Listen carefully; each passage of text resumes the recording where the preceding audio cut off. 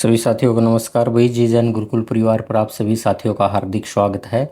तो जी जैन गुरुकुल परिवार जो है इस पे हार्दिक स्वागत है सभी साथियों का। साथियों आज हम हरियाणा जीके के अंदर जिले दर्शन जो है हरियाणा के जिला दर्शन इसकी 7वीं क्लास पढ़ने वाले हैं। इससे पहले हमने 6 जिले पढ़ लिए हैं। आज की क्लास का अपना 7वां जिला होगा और 7वां जिला है भाई रोहतक जिला। कौन सा जिला है? रोहतक जिला। आइए अब रोहतक जिले को हम पढ़ने वाले हैं आज की क्लास में। क्लास को अंत तक जरूर देखना। और साथियों पीडीएफ के लिए है ना टेलीग्राम चैनल ज्वाइन कर लो, वह लिंक के अंदर दे रखा है। टेलीग्राम के ऊपर आपको सारी वीडियो मिल जाएंगी। आइए साथियों अब देखते हैं। साथियों सबसे पहले तो हम देखेंगे रोहतक जिला जो है इसको मैप के ऊपर देखेंगे भाई। हरियाणा का जो मैप है इसमें स्थिति कहाँ है। तो साथियों ये यहाँ पर देखेंगे तो ये जो आपको जिला दिखाई दे रहा है ये रोहतक जिला है। कौन सा जिला है? रोहतक जिला है। साथियों रोहतक जिला जो है अब इसको देखते हैं भाई। मैंने इसकी बाउंड्री बना दी है ये ऐसे करके रेड से। तो रेड मार्कर से आपको जो बाउंड्री दिखाई दे रही है ये रोहतक की बाउंड्री है। बीच में आर लिख दिया भाई रोहतक। तो साथियों रोहतक के पड़ोसी जिले कौन कौन से हैं? तो रोहतक की सीमा है ना वो 6 जिलों के साथ लगती है साथियों। कितने जिलों के साथ लगती है? तो 6 जिले रोहतक के साथ सीमा बनाते हैं। कौन कौन से 6 जिले हैं साथियों? एक जिला है भिवानी जिला, रोहतक के साथ सीमा बनाता है। चरखी दादरी जो है भिवानी से अलग हुआ था और ये भी रोहतक के साथ सीमा बनाता है। साथियों झज्जर जिला रोहतक के साथ सीमा बनाता है। सोनीपत जिला रोहतक के साथ सीमा बनाता है। जींद जिला रोहतक के साथ सीमा बनाता है। और साथियों हिसार जिला रोहतक के साथ सीमा बनाता है। साथियों मैंने हिसार जिला सीमा बनाता है ये इसलिए लिखा है क्योंकि अगर एचएसएससी अपडेट के बाद 23 जिले बनने के बाद साथियों अगर मैं बात करूँ 23वां जिला, तो 23वां जिला जो बना है वो हांसी बना है। कौन सा बना है? 23वां जिला जो बना है वो हांसी बना है। और साथियों अगर मैं हांसी को देखूं तो हांसी जिला इस प्रकार से यहाँ से बना है भाई हिसार से अलग होकर। तो ये जिला जो हो गया ये भी अब हांसी जिला हो गया भाई। ये वाला जिला हांसी जिला। तो साथियों अब हांसी की सीमा तो रोहतक के साथ लगती है, अब हिसार की सीमा रोहतक के साथ नहीं लगती। लेकिन मैंने आपसे दोनों ही बातें इसलिए बताई हैं क्योंकि हम पहले तो पढ़ते आ रहे थे कि हिसार की सीमा लगती है, लेकिन दिसंबर के अंदर 16 दिसंबर को रैली के अंदर घोषणा कर दी थी। 19 दिसंबर को गैजेट निकल दिया था कि भाई अस्सी जो है 23वां जिला अब बन गया है साथियों। लेकिन पेपर में क्या होता है और 1 साल 6 महीने 8 महीने 10 महीने तक अगर कोई एग्जाम हो जाता है तो शायद उसमें कमीशन वो अपडेट वाले क्वेश्चन ना भी पूछे, यहाँ तक क्वेश्चन पूछ के रह जाता भाई हाल ही में नया जिला कौन सा बना है। और अगर ये पूछ लिया हरियाणा में वर्तमान में जिलों की संख्या कितनी है और उसमें 23 ऑप्शन ना दे, 23 ऑप्शन में ना दे तो हमारा 22 ऑप्शन जो दे रखा होगा ना ABCD में से कोई भी ऑप्शन में 22 होगा तो हम 22 को ही आंसर मानेंगे। क्यों? क्योंकि अपडेट वाला क्वेश्चन उसने नहीं पूछा था, वो कोई प्रीवियस ईयर से क्वेश्चन उठा के उसने वापस क्वेश्चन को डाल दिया है। तो हम ऐसा करेंगे 80 की सीमा रोहतक के साथ लगेगी। जब 80 की सीमा रोहतक के साथ लगेगी तो हिसार की सीमा नहीं लगेगी। और अगर 80 को जिला के रूप में वहां पर नहीं मान रखा तो इसका मतलब है हिसार की सीमा लगेगी, फिर हिसार की सीमा लग जाएगी। आइए अब बात करते हैं रोहतक की स्थिति को लेकर बात करते हैं। तो साथियों रोहतक की स्थिति कहाँ है? तो रोहतक की स्थिति है साथियों हरियाणा के मध्य में है। कहाँ है? हरियाणा के मध्य। तो हरियाणा के मध्य में है, हरियाणा के मध्य भाग में स्थित है भाई। हरियाणा के मध्य भाग में स्थित है। कौन है मध्य भाग में स्थित? रोहतक। तो देखो रोहतक यहाँ है तो ये मध्य भाग हो गया भाई। कौन सा? ये मध्य भाग हो गया। तो ये देखो मध्य भाग है हरियाणा का।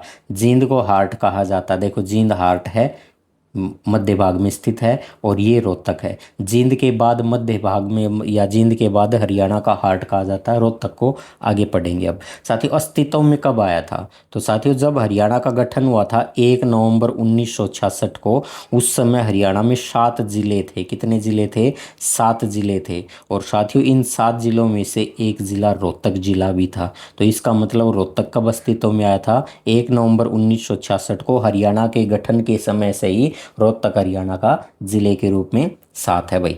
तो इसका गठन हुआ था रोहतक का 1 नवंबर 1966 को।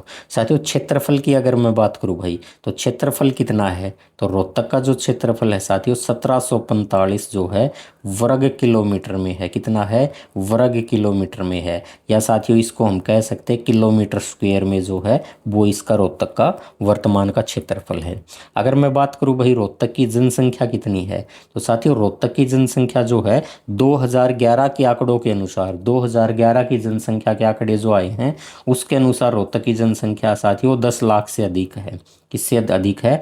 10 लाख से अधिक है। और 10 लाख से अधिक है इसका मतलब इसकी जनसंख्या 10 लाख से और 10,61,000 जो है 204, 10,61,204 जो है ये इस समय रोहतक की जनसंख्या हुआ करती थी 2011 के अनुसार।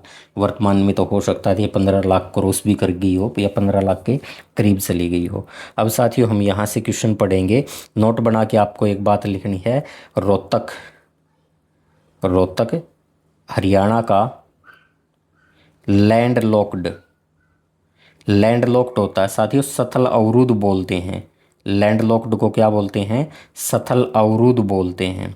सथल अवरुद्ध बोलते हैं, लैंडलॉक्ड बोलते हैं, सथल अवरुद्ध बोलते हैं। हिंदी में इनके लिए एक शब्द और आ जाएगा, भू आवेष्टिक। कौन सा आ जाएगा? भू आवेष्टिक।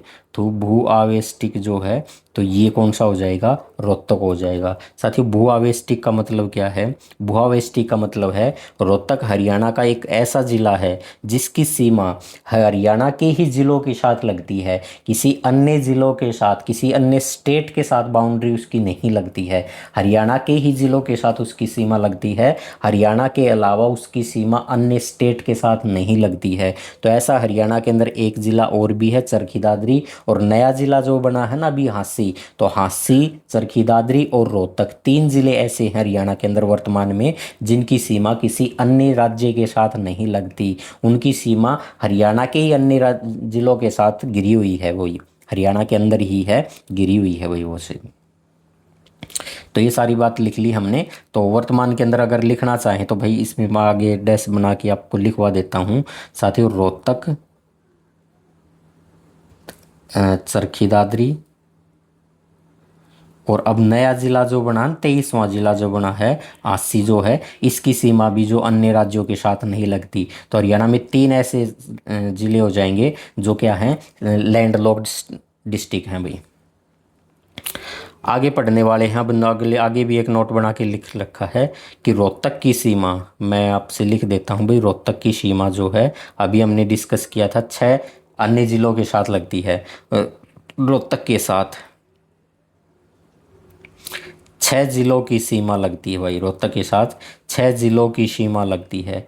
तो रोहतक के साथ 6 जिलों की सीमा लगती है ना, तो इसका मतलब 6 जिले कौन कौन से हो जाएंगे? तो एक जिला हो जाएगा भाई साथियों झज्जर जिला हो जाएगा, एक जिला हो जाएगा चरखी दादरी जिला हो जाएगा, एक जिला हो जाएगा सोनीपत जिला हो जाएगा, एक जिला जो हो जाएगा ये भिवानी जिला हो जाएगा, एक जिला जो हो जाएगा ये जींद जिला हो जाएगा, और साथियों एक जिला जो हो जाएगा ये हांसी जिला हो जाएगा। कौन सा हो जाएगा? हांसी जिला हो जाएगा। मेरे प्यारे साथियों अगर हांसी ऑप्शन में ना दे रखा होगा ना तो हांसी के स्थान पे साथियों हिसार दे रखा होगा फिर, ठीक है ना। तो हांसी या हिसार में से आपको एक ऑप्शन जरूर मिलेगा ऑप्शन में से। तो हांसी और हांसी मिलेगा तो फिर डायरेक्ट आंसर आपको हांसी देना ही है। हांसी ना मिले तो फिर हिसार देना है, हिसार मिलेगा ऑप्शन के अंदर से, ऐसा नहीं कि हिसार नहीं मिलेगा। अब देखते हैं भाई आगे। राज्य का जो है राज्य के किस जिले में, राज्य के किस जिले में सबसे कम गांव है? सबसे कम गांव है। तो राज्य का कौन सा जिला ऐसा है जिसमें सबसे कम गांव है भाई? तो वो जिला है रोहतक जिला। कौन सा जिला है?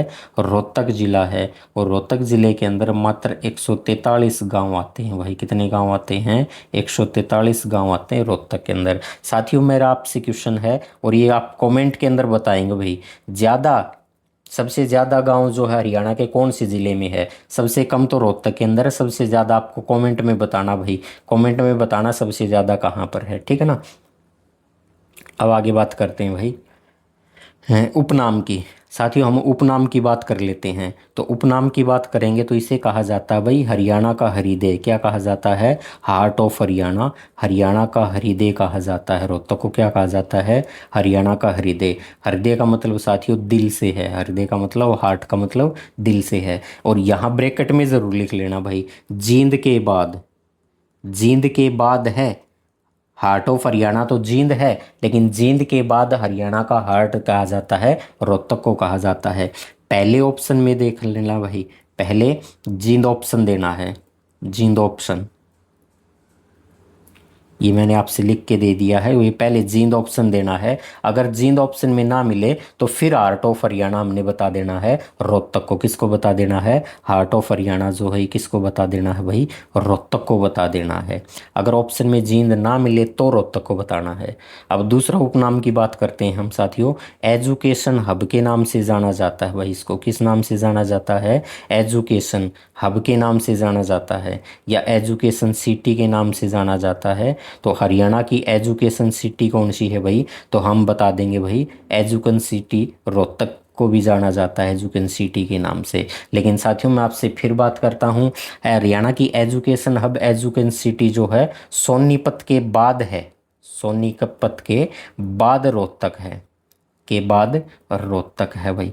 हरियाणा की एजुकेशन सिटी का अगर बात करेंगे तो सोनीपत हो जाएगी। लेकिन अगर ऑप्शन में सोनीपत ना दे रखा होगा तो फिर आपका उत्तर क्या आएगा? रोहतक। सोनीपत के बाद हरियाणा की एजुकेशन सिटी, एजुकेशन हब कहा जाता है, वो रोहतक को कहा जाता है भाई। ठीक है साथियों, तो आगे बात करते हैं। तीसरा, हरियाणा की राजनीतिक राजधानी कहा जाता है। हरियाणा की राजनीतिक, तो हरियाणा की राजनीतिक राजधानी जो है ये कौन सी है? तो रोहतक कह देंगे भाई। हरियाणा की राजनीतिक राजधानी किसको कह देंगे? हम कह देंगे हरियाणा की राजनीतिक राजधानी हो जाएगी रोहतक हो जाएगी। साथियों हरियाणा को रोहतक को क्या कहा जाता है? Sugar city of, sugar city of Haryana, sugar city of Haryana. तो शुगर सिटी ऑफ हरियाणा के नाम से जाना जाता है किसको? रोहतक को जाना जाता है भाई। शुगर सिटी ऑफ हरियाणा किसको कहा जाता है? रोहतक को कहा जाता है। अब साथियों हम बात करते हैं कि रोहतक का जो है इसका पुराना नाम क्या है। तो रोहतक का पुराना नाम है साथियों रोहतास नगर। क्या है? रोहतास नगर। तो रोहतास नगर के नाम से जाना जाता है, रोहतक को जाना जाता है। साथियों नोट बना के हम लिख सकते हैं कि महाभारत काल के अंदर, क्या लिख सकते हैं? महाभारत में रोहतक जो है, रोहतक का पुराना नाम, रोहतक का पुराना नाम, तो महाभारत काल में जो है रोहतक का पुराना नाम मिलता है वो रोहतिका मिलता है भाई, रोहतिका। तो रोहतिका जो है किसका पुराना नाम मिलता है? रोहतक का पुराना नाम मिलता है। साथियों मैं आपसे एक नोट बना के और भी बात साझा करूंगा कि महाभारत में जो नकुल दिग्विजय हैं, नकुल, नकुल दिग्विजय, दिग्विजय, नकुल दिग्विजय में राज्य के, राज्य का मतलब हम हरियाणा की बात कर रहे हैं भाई, राज्य के किस शहर का वर्णन है? राज्य के किस शहर का वर्णन है? तो साथियों हम भली भांति इसका आंसर जानते हैं, बता भी देंगे रोहतक। क्या है? रोहतक है भाई। रोहतक का वर्णन मिलता है भाई, नकुल दिग्विजय में रोहतक का वर्णन मिलता है। साथियों आगे बात करते हैं भाई इसके नामकरण की। तो रोहतक का जो नामकरण है ये तारावती रानी जो है ना, तारावती रानी, इनका पुत्र था रोहतास। तो रोहतास भ्रूम के कारण इनको जाना जाता है। तो हम लिख देंगे तारावती रानी के पुत्र जो हैं रोहतास, रोहतास भ्रूम। तो भ्रूम के कारण रोहतक का नामकरण जो है वो रोहतक पड़ा है भाई। रोहतक का नामकरण जो है तारावती रानी का पुत्र जो है रोहतास भ्रूम, तो रोहतास भ्रूम के कारण जो है रोहतक का नाम रोहतक बताया जाता है भाई। अब बात करते हैं साथियों रोहतक का जो संस्थापक है। तो रोहतक के संस्थापक कौन है? तो साथियों रोहतक के संस्थापक माना जाता है राजा रोहतास के द्वारा रोहतक को स्थापना की गई थी, राजा रोहतास द्वारा, राजा रोहतास द्वारा। साथियों ये राजा रोहतास जो थे ये इनको कह सकते हैं भाई पंवर रोहतास के द्वारा, पंवर रोहतास के द्वारा, या फिर सूबेदार, सूबेदार शाहनूर खान, शाहनूर खान के द्वारा। और ब्रैकेट में लिख लेंगे साथियों 1857 के दौरान जो है माना जाता है, ऐसा 1857 के दौरान जो है माना जाता है।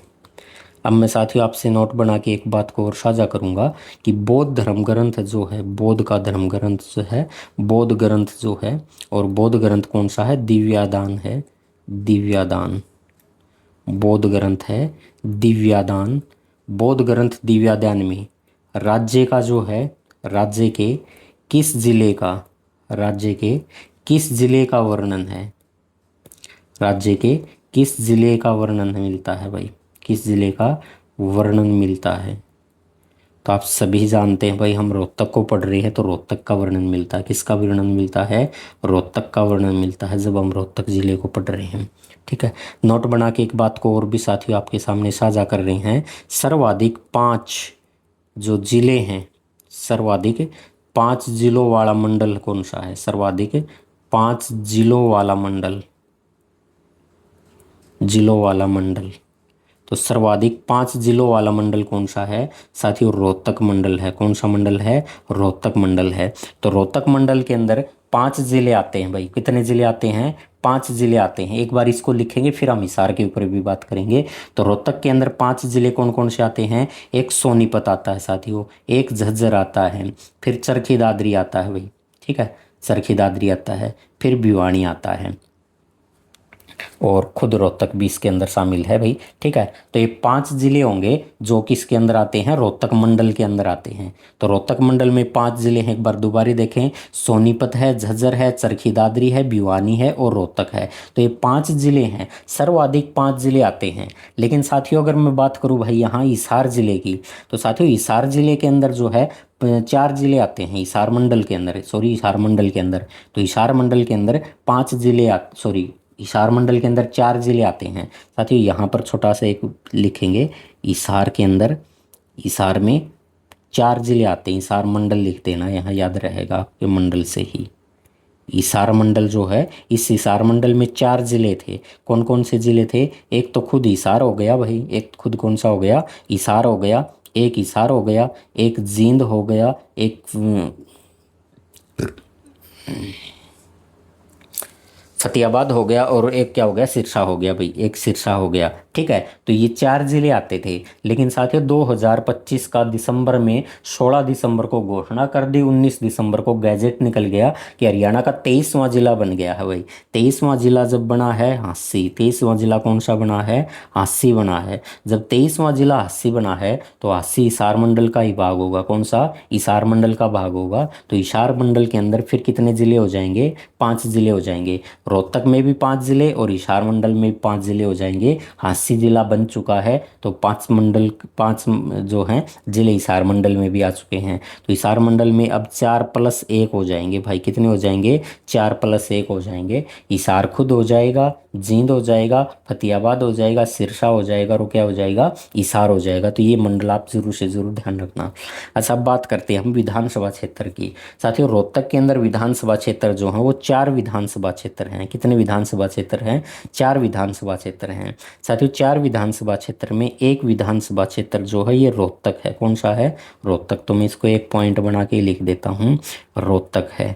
तो रोहतक जो है विधानसभा क्षेत्र है। तो रोहतक विधानसभा क्षेत्र से साथियों इस बार का जो विधायक है भारत भूषण भारती जो है, सॉरी भारत भूषण बत्रा जो हैं, भारत भूषण भारती जो थे वो तो HSSC के पूर्व चेयरमैन थे। हिम्मत सिंह से पहले खदरी साहब थे और उससे पहले जो थे वो भारत भूषण भारती थे। तो ये है भारत भूषण बत्रा, इंडियन नेशनल कांग्रेस से हैं। साथियों दूसरी सीट जो है यहाँ से विधानसभा की वो महम है। कौन सी है, महम है। और साथियों महम से विधायक जो है बलराम डांगी हैं भाई। कौन है, बलराम डांगी। तो बलराम डांगी जो है ये विधायक हैं कहाँ से, महम से हैं, इंडियन नेशनल कांग्रेस से हैं। और तीसरी जो सीट है यहाँ से वो गढ़ी सांपला की लोई है भाई। कौन सी है, गढ़ी सांपला की लोई। तो गढ़ी सांपला की लोई जो है, गढ़ी सांपला की लोई, तो ये तीसरी सीट है विधानसभा की रोहतक की। और यहाँ से जो इस बार बने हैं, इस बार क्या 3-4 बार लगातार यहीं से बनते आ रहे हैं भाई, भूपेंद्र सिंह हुड्डा। भूपेंद्र सिंह हुड्डा, इसका मतलब ये भी इंडियन नेशनल कांग्रेस से हैं और पूर्व मुख्यमंत्री हरियाणा प्रदेश के 2 बार के।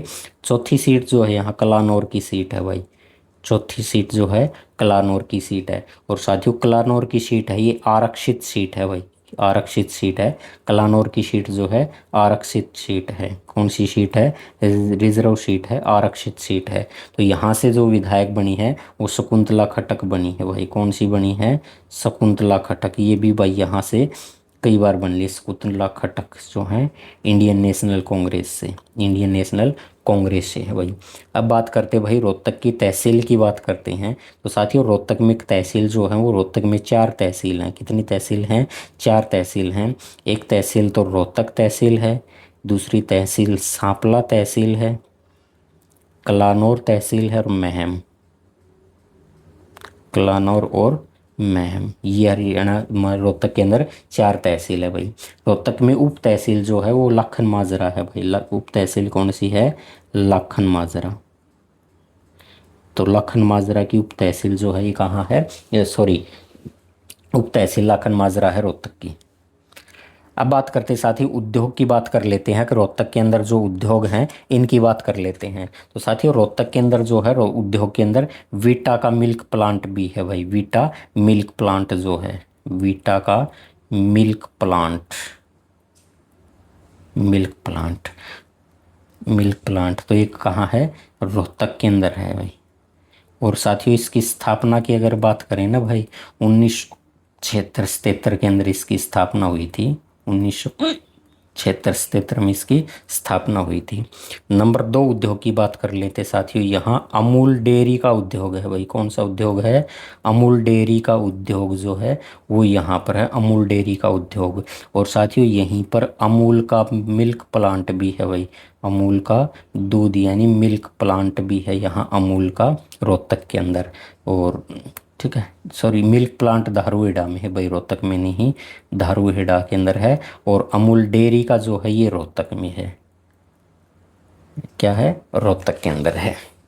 अब बात करता हूँ मैं साथियों रोहतक का तीसरा जो है ये नट बोल्ट का उद्योग है। रोहतक के अंदर नट बोल्ट का उद्योग जो है, नट बोल्ट उद्योग जो है ये कहाँ पर है? ये रोहतक के अंदर है साथियों। कहाँ है? रोहतक के अंदर। कहाँ पर है? रोहतक में। तो रोहतक में है तो यहाँ लिख सकते हैं कि भाई यहाँ से नट बोल्ट जो हैं इजराइल देश को भी भेजे जाते हैं। यहाँ से बने हुए जो नट बोल्ट हैं, नट बोल्ट इजराइल की जो वायुसेना है उसका लड़ाकू विमानों में प्रयोग किए जाते हैं भाई। इजरायली वायुसेना, इजरायली वायुसेना के लड़ाकू उद्योग, सॉरी लड़ाकू उद्योग नहीं, लड़ाकू विमान के लड़ाकू विमान में प्रयोग किए जाते हैं भाई, में प्रयोग में लाए जाते हैं, में प्रयोग में लाए जाते हैं।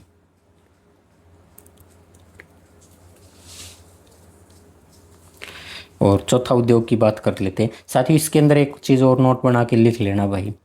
हम बात करते हैं चंद्रयान की, हम बात करते हैं मंगलयान की। तो हम मंगलयान या फिर इसके बारे में लिखे भाई चंद्रयान, ठीक है ना। मंगलयान कहीं या चंद्रयान जो हैं इसके नट बोल्ट जो हैं, इसके नट बोल्ट भी रोहतक से बने हैं भाई। नट बोल्ट भी रोहतक में बने हैं। तो बड़ी उपलब्धि है भाई, हरियाणा से ही बन के जा रहे हैं जो मंगलयान चंद्रयान के लिए हमारा इसरो भेजता है जो। तो महम का शुगर मिल भी है भाई, महम शुगर मिल, महम की शुगर मिल।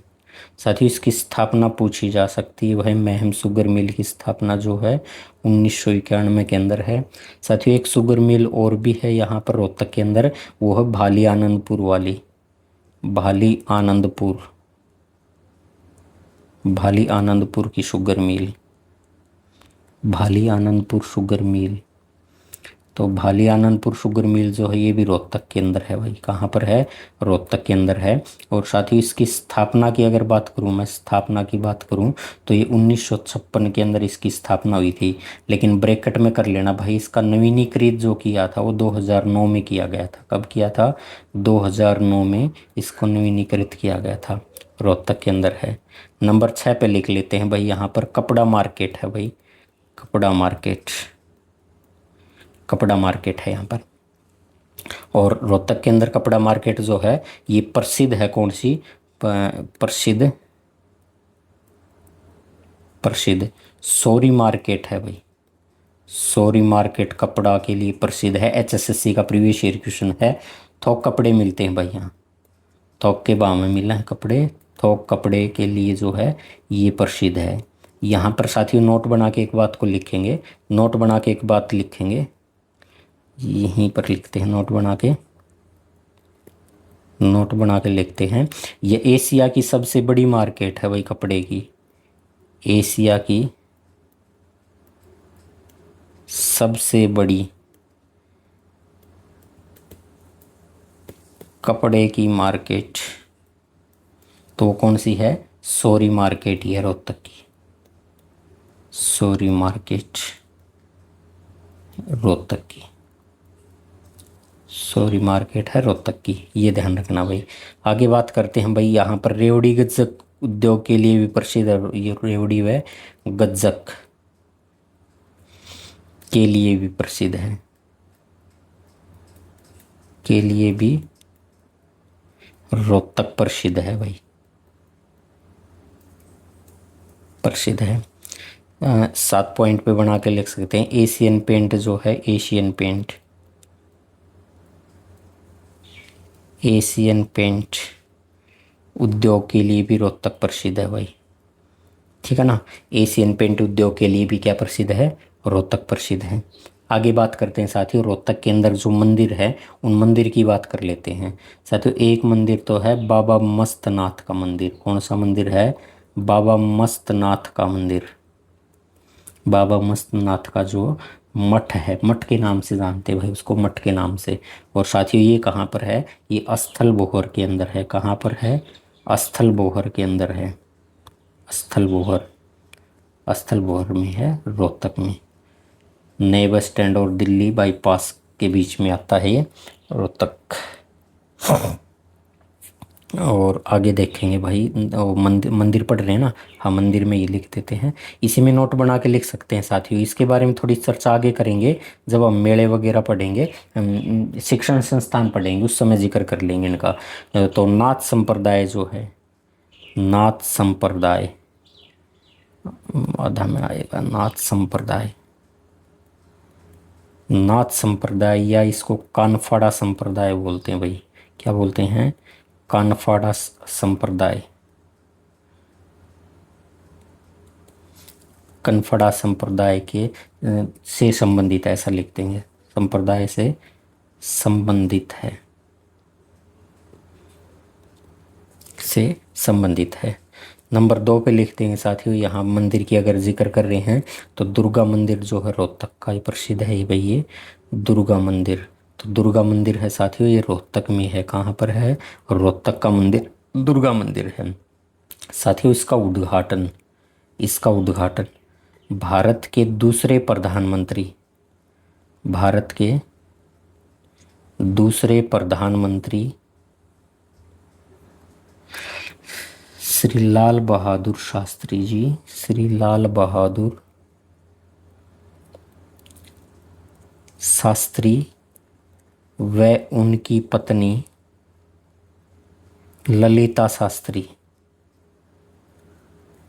ललिता शास्त्री के द्वारा जो है इसका उद्घाटन किया गया था भाई, ये ध्यान रखना भाई। तो इसका उद्घाटन किया था भारत के दूसरे प्रधानमंत्री श्री लाल बहादुर शास्त्री व उनकी पत्नी ललिता शास्त्री के द्वारा किया गया था साथियों। तीसरा मंदिर रोहतक के अंदर जो प्रसिद्ध है वो है प्राचीन का शिव मंदिर, प्राचीन शिव मंदिर। और ये किलोई गांव के अंदर है भाई। कौन सा गांव है? किलोई गांव के अंदर है भाई। कौन सा गांव पड़ता है? किलोई गांव पड़ता है। और ये नवीन जैंद का गांव है भाई, किलोई गांव जो है नवीन जैंद का। तो आप बात करते हैं भाई मेलों की बात करते हैं, तो नंबर 1 बाबा मस्तनाथ का, बाबा मस्तनाथ मेला। तो बाबा मस्तनाथ का मेला जो है ये स्थल बोहर में लगता है भाई। कहाँ लगता है? स्थल बोहर में, स्थल बोहर में लगता है। दूसरा हम बात करते हैं भाई बाबा जमनादास का, बाबा जमनादास, जमुनादास जी का मेला, ये लगता है भी भालोट गांव के अंदर लगता है। कहाँ पर लगता है? रोहतक के भालोट गांव में, भालोट गांव में लगता है, रोहतक के भालोट गांव में। तीसरा मंदिर हम पढ़ेंगे साथियों, मेला जो लगता है होला महोत्सव, मेला होला महोत्सव साथियों लाखन माजरा गांव में लगता है भाई, लाखन माजरा में लगता है भाई। कहाँ लगता है? लाखन माजरा में लगता है। नंबर 4 का मेला हम लिख लेंगे भाई, शिवरात्रि का मेला। कौन सा मेला? शिवरात्रि का मेला। और ये शिवरात्रि का मेला कहाँ लगता है? जहाँ प्राचीन शिव मंदिर है, किलोई गांव में। कहाँ लगता है? किलोई गांव के अंदर। कहाँ लगता है भाई? किलोई गांव में लगता है। आगे बात करते हैं साथियों गुरुद्वारे। कौन सा? गुरुद्वारे। तो साथियों गुरुद्वारा जो है सबसे पहले हम पढ़ने वाले हैं मंजी साहिब का गुरुद्वारा। कौन सा गुरुद्वारा है? मंजी साहिब गुरुद्वारा। तो मंजी साहिब गुरुद्वारा भाई बताओ कहाँ पर है? तो मंजी साहिब का गुरुद्वारा रोहतक के अंदर है भाई, लाखन माजरा गांव में। कहाँ पर है? रोहतक के लाखन माजरा गांव में है भाई, लाखन माजरा। तो लाखन माजरा गांव के अंदर पड़ता है भाई, रोहतक के अंदर है। तो रोहतक में है, लाखन माजरा गांव में है, रोहतक में है। साथियों यहाँ से नोट बना के एक बात को लिख लेना, नोट बना के लिखेंगे कि सिखों के जो 9वें गुरु थे तेग बहादुर जी, सिखों के 9वें गुरु, सिखों के 9वें गुरु, गुरु तेज तेग बहादुर, गुरु तेग बहादुर, ये दिल्ली में शहादत देने के लिए गए थे। दिल्ली शहादत देने के लिए जाते समय, शहादत देने के लिए जब जा रहे थे तो यहाँ पर 13 दिन का उन्होंने क्या किया था? ठहराव किया था। 13 दिन तक रुके थे, ऐसा लिख दे, 13 दिन तक रुके थे भाई वो। तो 13 दिन तक यहाँ रुके थे या ठहरे थे भाई। तो इसी कारण से ये भाई उनको समर्पित हो गया 9वें गुरु तेग बहादुर को, मंजी साहिब गुरुद्वारा। साथियों एक गुरुद्वारा और है रोहतक के अंदर, ये बांग्ला साहिब का गुरुद्वारा, बांग्ला साहिब गुरुद्वारा, बांग्ला साहिब गुरुद्वारा। तो बांग्ला साहिब गुरुद्वारा हो जाएगा भाई रोहतक के अंदर। कहाँ हो जाएगा साथियों? रोहतक में हो जाएगा। आगे पढ़ते हैं हम भी रोहतक की जो मस्जिद है इनके बारे में पढ़ लेते हैं। तो एक मस्जिद तो हम पढ़ते हैं साथियों, लाल मस्जिद। कौन सी मस्जिद है? लाल मस्जिद को पढ़ते हैं भाई, लाल मस्जिद। तो साथियों लाल मस्जिद जो है ये रोहतक के अंदर है, लाल मस्जिद। तो लाल मस्जिद में पढ़ेंगे हम कि रोहतक में जो भिवानी चुंगी, भिवानी बस स्टैंड बोलते हैं ना, भिवानी स्टैंड जहाँ पर भिवानी के लिए बसें मिलती हैं, भिवानी चुंगी बोल दे या भिवानी स्टैंड पर स्थित है भाई, भिवानी स्टैंड पर स्थित है। इसके बारे में साथियों नोट बना के एक बात को ज़रूर लिखेंगे, नोट बना के लिखें कि 1939 में, 1939 के अंदर प्रसिद्ध व्यापारी थे भाई, प्रसिद्ध, क्या जुल्म हो गया भाई, प्रसिद्ध व्यापारी, प्रसिद्ध व्यापारी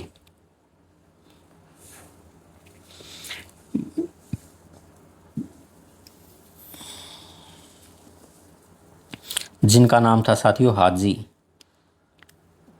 गर्मी ज़्यादा हुई बीच में पानी पीते रहना आप भी, आशिक अली, आशिक अली,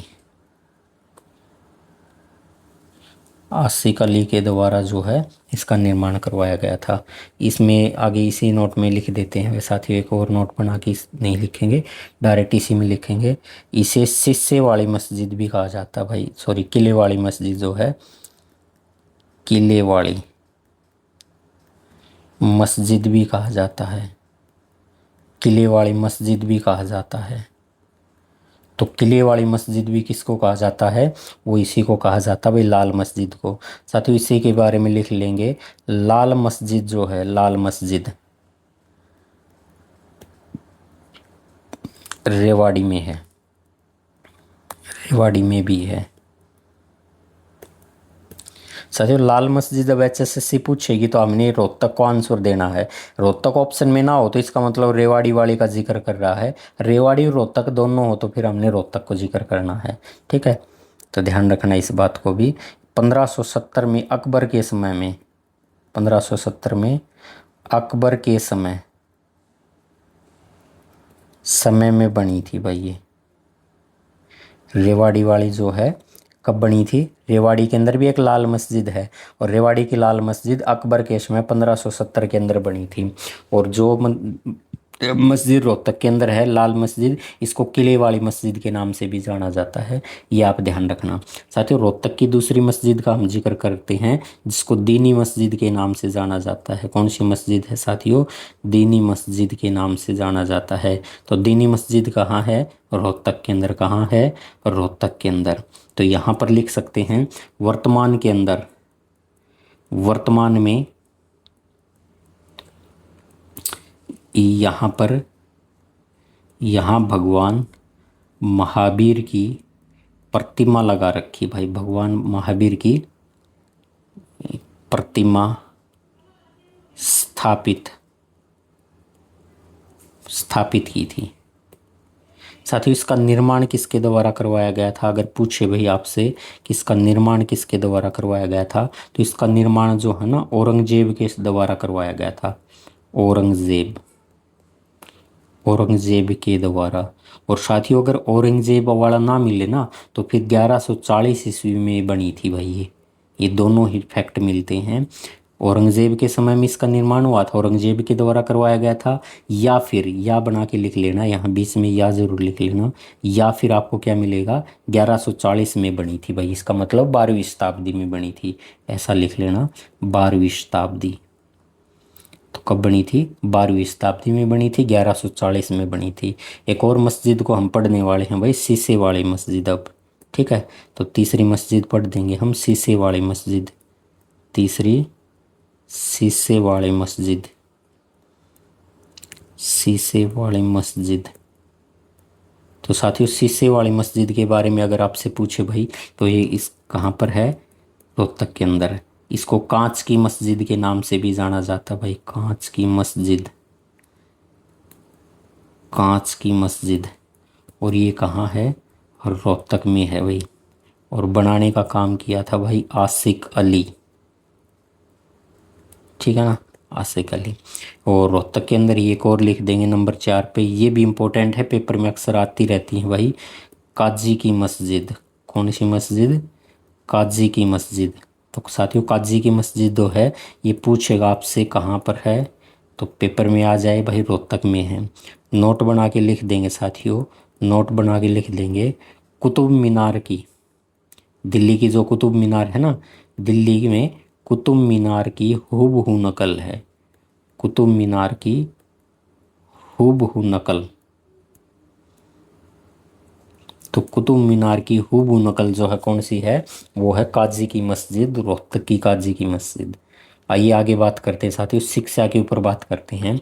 तो शिक्षा के ऊपर बात करेंगे साथियों, तो सबसे पहले हम यहाँ लिखने वाले हैं नंबर 1 पे MDU, MD यूनिवर्सिटी जो है ना, महर्षि दयानंद यूनिवर्सिटी। तो इसका नाम भी लिख देंगे हम, महर्षि दयानंद यूनिवर्सिटी, महर्षि दयानंद यूनिवर्सिटी।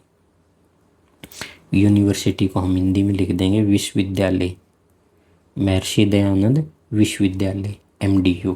साथियों MDU के बारे में पूछा जाएगा भाई ये कहाँ पर है,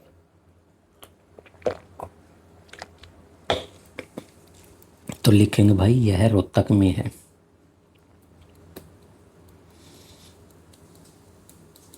कहाँ पर है? रोहतक में। साथियों यहाँ से आपसे फैक्ट पूछेगा, एक तो ये पूछेगा MDU की स्थापना कब हुई थी, तो हम सभी जानते हैं कि 1976 के अंदर, 1976 में रोहतक विश्वविद्यालय के नाम से बना था भाई ये, रोहतक विश्वविद्यालय,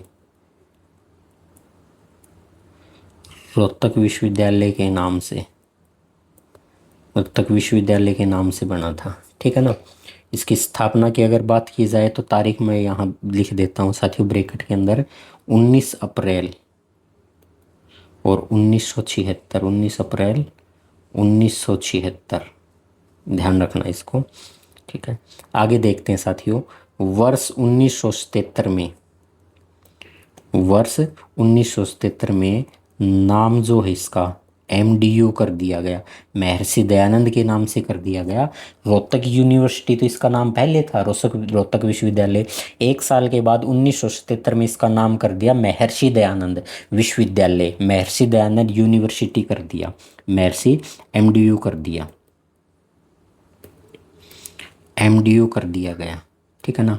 इसके साथियों दो सैटेलाइट थे, दो सैटेलाइट, इसके दो सैटेलाइट कैंपस जो हैं, दो सैटेलाइट कैंपस है। एक तो गुरुग्राम के अंदर है, गुरुग्राम में, और दूसरा रेवाड़ी के अंदर है भाई। इसका दो सैटेलाइट कैंपस थे इसके, गुरुग्राम और रेवाड़ी के अंदर। हम यहाँ पर लिख देंगे नोट बना के, सर्वाधिक 36 विभाग, 36 डिपार्टमेंट हैं भाई इस यूनिवर्सिटी के पास। 36 डिपार्टमेंट वाला विश्वविद्यालय, वाड़ा विश्वविद्यालय, वाड़ा विश्वविद्यालय कौन सा है? एमडीयू है भाई। कौन सा है? एमडीयू है। साथियों यूजीसी से एमडीयू जो है, इसको यूजीसी से मान्यता कब मिली थी? यूजीसी से मान्यता अप्रूव्ड कब, मान्यता कब मिली थी भाई इसको? तो यूजीसी से इसको मान्यता जो मिली थी 1983 में इसको यूजीसी से मान्यता मिली है, ये ध्यान रखना। साथियों भारत की सबसे आगे और भी स्पेस होगा ना, अभी से भारत की सबसे स्वच्छ स्टेट यूनिवर्सिटी का दर्जा भी इसको दिया जा चुका है, विश्वविद्यालय का दर्जा दिया जा चुका है। यहीं पर साथियों एक नोट बना के लिख देंगे, नोट बना के लिख देंगे, नोट बना के मंगल सेन के बारे में पढ़ेंगे हम। डॉक्टर मंगल सेन, डॉक्टर मंगल सेन, डॉक्टर मंगल सेन। विद्यापीठ, विद्यापीठ की स्थापना,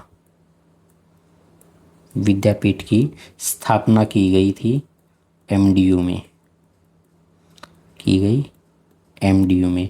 साथियों ये डॉक्टर मंगल सेन जो थे कौन थे? डॉक्टर मंगल सेन, तो साथियों डॉक्टर मंगल सेन जो हैं ये 7 बार के एमएलए रह चुके हैं भाई रोहतक से। 7 बार के एमएलए, 7 बार का एमएलए रह चुके हैं। उप मुख्यमंत्री भी रह चुके हैं, प्रदेश के, हरियाणा के उप मुख्यमंत्री भी रह चुके हैं, उप मुख्यमंत्री भी रह चुके हैं। 1977 से 2 साल के लिए 1979 तक रहे थे भाई मुख्यमंत्री। ठीक है, अब हम बात करते हैं आगे। भारत की एक यूनिवर्सिटी है, भारत की प्रथम state university, state university, state की यूनिवर्सिटी जिसका स्वयं का अंतर्राष्ट्रीय क्रिकेट का स्टेडियम बनाया गया है, जिसका स्वयं का खुद का इंटरनेशनल, अंतर्राष्ट्रीय, इंटरनेशनल मतलब अंतर्राष्ट्रीय जो है क्रिकेट का स्टेडियम बनाया गया है, क्रिकेट स्टेडियम बनाया गया है, क्रिकेट स्टेडियम बनाया गया है, क्रिकेट स्टेडियम बनाया गया है। तो वो यूनिवर्सिटी हो जाएगी एमडीयू। कौन सी यूनिवर्सिटी हो जाएगी? एमडीयू। साथियों नोट बना के लिख लेना, जो ये अंतर्राष्ट्रीय स्टेडियम बनाया गया है तो किसके नाम से बनाया गया है? तो ये बनाया गया भाई सरदार वल्लभ भाई पटेल के नाम से। किसके नाम से? सरदार वल्लभ भाई पटेल, सरदार वल्लभ भाई पटेल के नाम से, सरदार वल्लभ भाई पटेल के नाम से जो है बनाया गया था। इसके बारे में एक साथियों नोट बना के और लिख लेना, यूनिवर्सिटी की खास बात क्या थी और यूनिवर्सिटी ने क्या काम किया था। सबसे पहले तो पंडित लक्ष्मीचंद है भाई, पंडित लक्ष्मीचंद, पंडित लक्ष्मीचंद के जीवन पर शोध कार्य करने वाली, शोध कार्य यानी रिसर्च करने वाली यूनिवर्सिटी, पंडित लक्ष्मीचंद के जीवन पर शोध कार्य करने वाली यूनिवर्सिटी कौन सी बन गई है अपनी? एमडी यूनिवर्सिटी हो चुकी है भाई। इसके बारे में साथियों नोट बना के एक दो बात को और भी लिख लेंगे। दाखिला जो लिया जाता है, स्टूडेंट यहाँ दाखिले लेते हैं, व्यक्ति दाखिले लेते हैं, तो दाखिले के साथ ही क्या करना, बच्चों को बीमा करवाने की, फ्री का बीमा, बच्चों का बीमा करवाने वाली प्रदेश की पहली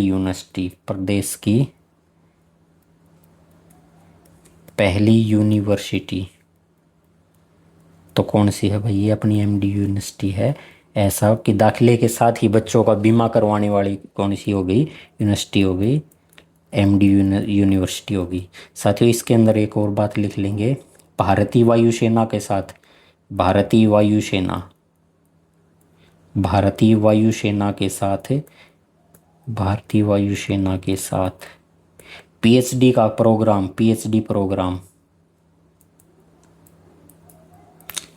पीएचडी प्रोग्राम करने वाली, या एग्रीमेंट होता है ना, करार बोलते हैं जिसको, करार करने वाली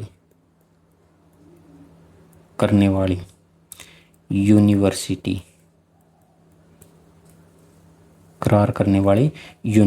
होगी। कौन सी? एमडी यूनिवर्सिटी होगी भाई, ठीक है। उसके बाद नंबर 2 पे हम पढ़ते हैं साथियों, पीजीआईएमएस को पढ़ते हैं। पीजीआईएमएस पूरा नाम लिख लेंगे साथियों इसका, पोस्ट ग्रेजुएट इंस्टीट्यूट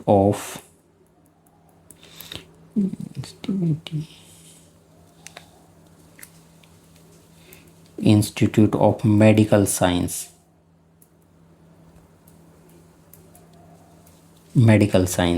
साथियों अगर मैं बात करूं भाई इसकी स्थापना कब हुई थी पीजीआईएमएस की, तो पीजीआईएमएस की स्थापना जो हुई थी जून 1960 में इसकी स्थापना हुई थी।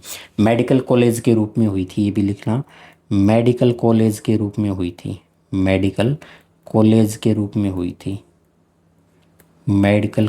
के रूप में तो स्थापना जब हुई थी मेडिकल कॉलेज के रूप में हुई थी। नोट बना के साथियों यहाँ से एक बात को जरूर लिख देंगे, नोट बना के, कि राज्य का प्रथम मेडिकल कॉलेज है भाई, राज्य का प्रथम मेडिकल कॉलेज, हरियाणा का पहला मेडिकल कॉलेज कौन सा?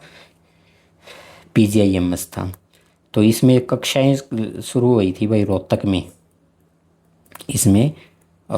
में जब कक्षाएं शुरू हुई थी तो उसमें 3 साल लग गए थे भाई शुरू होने में। 1963 से शुरू हुई थी कक्षाएं। साथियों इसको यूनिवर्सिटी का दर्जा कब मिला था? इसको यूनिवर्सिटी का दर्जा जो मिला था ये 2008 में मिला था भाई। भूपेंद्र सिंह हुड्डा हरियाणा के मुख्यमंत्री थे 2008 में, उस समय इसको दर्जा मिला था भाई, ठीक है। अगली बात को लिखेंगे भाई, नोट बना के लिख लेना, नोट बना के, ये इम्पोर्टेंट है। इसका नामकरण जो है, इसका नामकरण कर दिया गया था भाई पंडित भगवत दयाल शर्मा के, पंडित भगवत दयाल शर्मा, है ना। तो पीजीआईएमएस ये इसका नाम कर दिया गया भाई, पंडित भगवत दयाल शर्मा पीजीआईएमएस। पंडित बीडी शर्मा मिल जाएगा आपको, लिखा बीडी शर्मा, तो बीडी शर्मा मिल जाएगा, यानी भगवत दयाल शर्मा जो है इनके नामकरण कर दिया।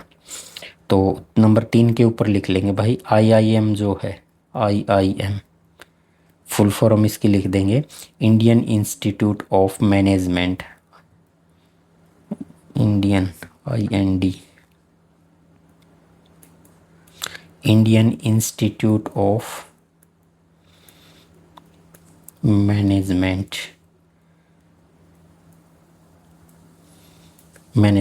ठीक है। हिंदी में इसी को कह देंगे भाई भारतीय प्रबंधन संस्थान, भारतीय प्रबंधन संस्थान हिंदी में आप लिख लेना इसको।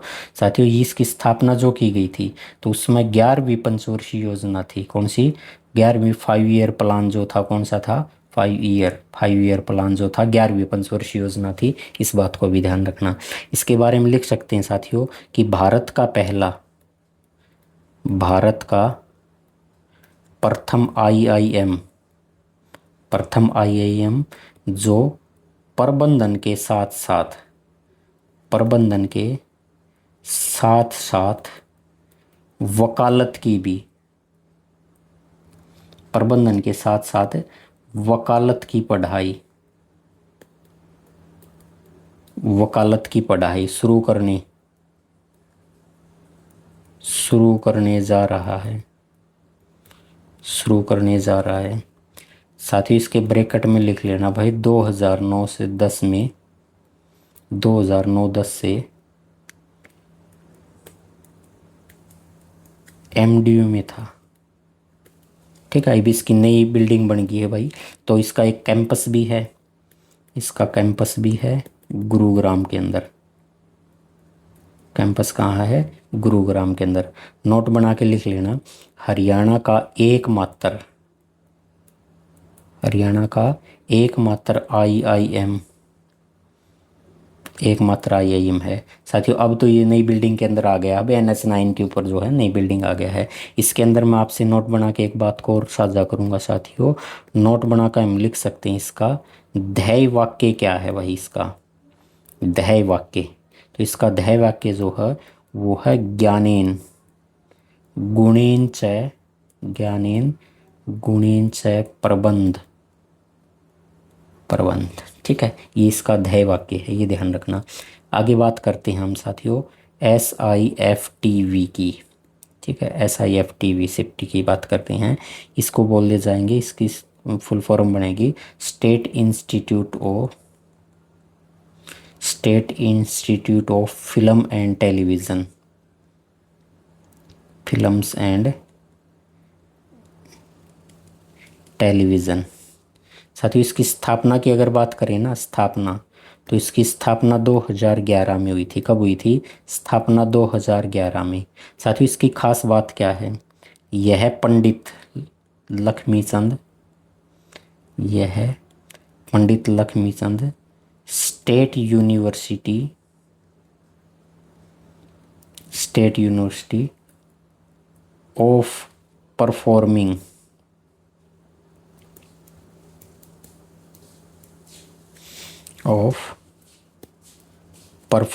एंड विजुअल कैसे लिखेंगे? विजुअल नहीं, विजुअल ऐसा नहीं होगा, विजुअल आर्टल नहीं, भी आर्ट्स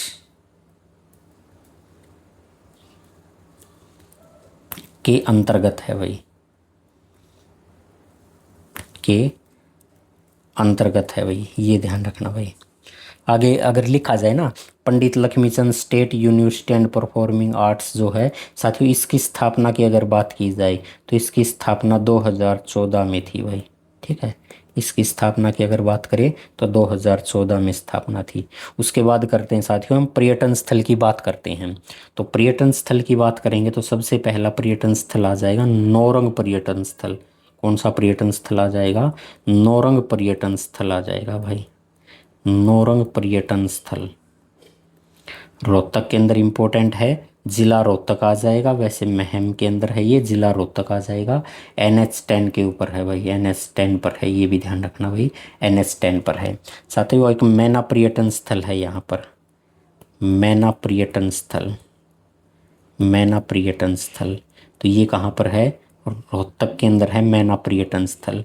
साथ ही तिलियार लेक है यहाँ, तिलियार लेक है भाई, तिलियार आधा ले आएगा, तिलियार, तिलियार लेक, लेक का मतलब होता है साथियों झील। तो तिलियार झील कहाँ है? रोहतक के अंदर है। नोट बना के लिखते हैं, रोहतक में है भाई, रोहतक में है। 1976 में बनी थी और साथियों सबसे छोटी है भाई, 132 एकड़ जो है, सबसे छोटी भी लिख देंगे इसमें, सबसे छोटी, ये भी लिख देंगे। और तीसरा पर्यटन स्थल कौन सा हो जाएगा जो रोहतक के अंदर हो जाएगा? गौकर्ण तालाब या फिर राजा गौकर्ण तालाब, गौकर्ण तालाब। तो गौकर्ण तालाब कहाँ हो जाएगा? रोहतक में है भाई। गरुकर्ण तालाब कहाँ है? रोहतक के अंदर है। साथियों रोहतक के अंदर आ जाएगा खोखर का किला। कौन सा किला? खोखर का किला आ जाएगा। खोखर का किला रोहतक में आ जाएगा भाई, रोहतक में। ठीक है, खोखरा कोट गांव में है ये, खोखरा कोट गांव, खोखरा कोट गांव में आ जाएगा। साथियों और पर्यटन स्थल कौन सा आ जाएगा? स्थल बोर आ जाएगा साथियों, स्थल बोर। स्थल बोहर का जो मठ है ये आ जाएगा साथियों। कहाँ पर है? और रोहतक में है भाई। ये कहाँ है? रोहतक में है। साथियों स्थल बोहर के ऊपर बात करते हैं अब हम थोड़ी सी। स्थल बोहर, स्थल बोहर वाले पर्यटन स्थल जो है इसकी बात करते हैं स्थल बोहर पे। साथियों स्थल बोहर पे जब हम बात करेंगे तो ये देखना सबसे पहले स्थल बोहर के बारे में हम लिखेंगे यहाँ से कि ऊपर ही लिख देते हैं पर स्थल बोहर में यह नाथ संप्रदाय, यह नाथ संप्रदाय, नाथ संप्रदाय या नाथ संप्रदाय को बोला जाता है साथियों कानफाड़ा। क्या बोला जाता है? कानफाड़ा संप्रदाय से संबंधित है भाई, कानफाड़ा संप्रदाय से संबंधित, संबंधित है भाई। ये बात ध्यान रखना साथियों। ऐसा ही ये कानफाड़ा से संबंधित दो ही हैं, एक स्थल बोर रोहतक में है, एक पेवा में है, तो ये ध्यान रखना। तो हम रोहतक वाले का जिक्र कर रहे हैं तो लिख लेंगे भाई इसकी स्थापना जो है, इसकी स्थापना, तो इसकी स्थापना गुरु गोरखनाथ के द्वारा की गई थी भाई। किसके द्वारा? गुरु गोरखनाथ के द्वारा, गुरु गोरखनाथ के द्वारा जो है इसकी स्थापना की गई थी। साथियों नोट बना के इसके बारे में एक बात और लिख लेंगे, नोट बना के लिख देंगे। और क्या नोट बना के लिख देंगे? पूर्ण भगत के नाम से प्रसिद्ध थे भाई, के नाम से लोकप्रिय, लोकप्रिय। तो वो कौन थे? बाबा चौरंगीनाथ, बाबा चौरंगीनाथ थे। अब हम आगे बात करते हैं भाई वास्तविक संस्थापक जो हैं इनके, वास्तविक संस्थापक, वास्तविक संस्थापक। तो बाबा चौरंगीनाथ को माना जाता है भाई। किसको माना जाता है? चौरंगीनाथ को माना जाता है, वास्तविक संस्थापक चौरंगीनाथ। साथियों चौरंगीनाथ के बारे में लिख सकते हैं हिंदी भाषा का प्रथम साहित्यकार, हिंदी भाषा का प्रथम साहित्यकार। तो हिंदी भाषा का प्रथम साहित्यकार कौन हो गए? बाबा चौरंगीनाथ हो गए। साथियों नोट बना के एक बात को और भी लिख देंगे। अभी तो इसके बारे में बहुत सारे पढ़ेंगे, 2 पेज के ऊपर पढ़ेंगे, इसके लिए बहुत सारा स्पेस छोड़ रखा है, तो इसके बारे में पढ़ेंगे भाई। ठेठ हरियाणवी, थोड़ा सा ठीक से लिख दें, ठेठ हरियाणवी, ठेठ हरियाणवी का हिंदी में प्रयोग करने वाले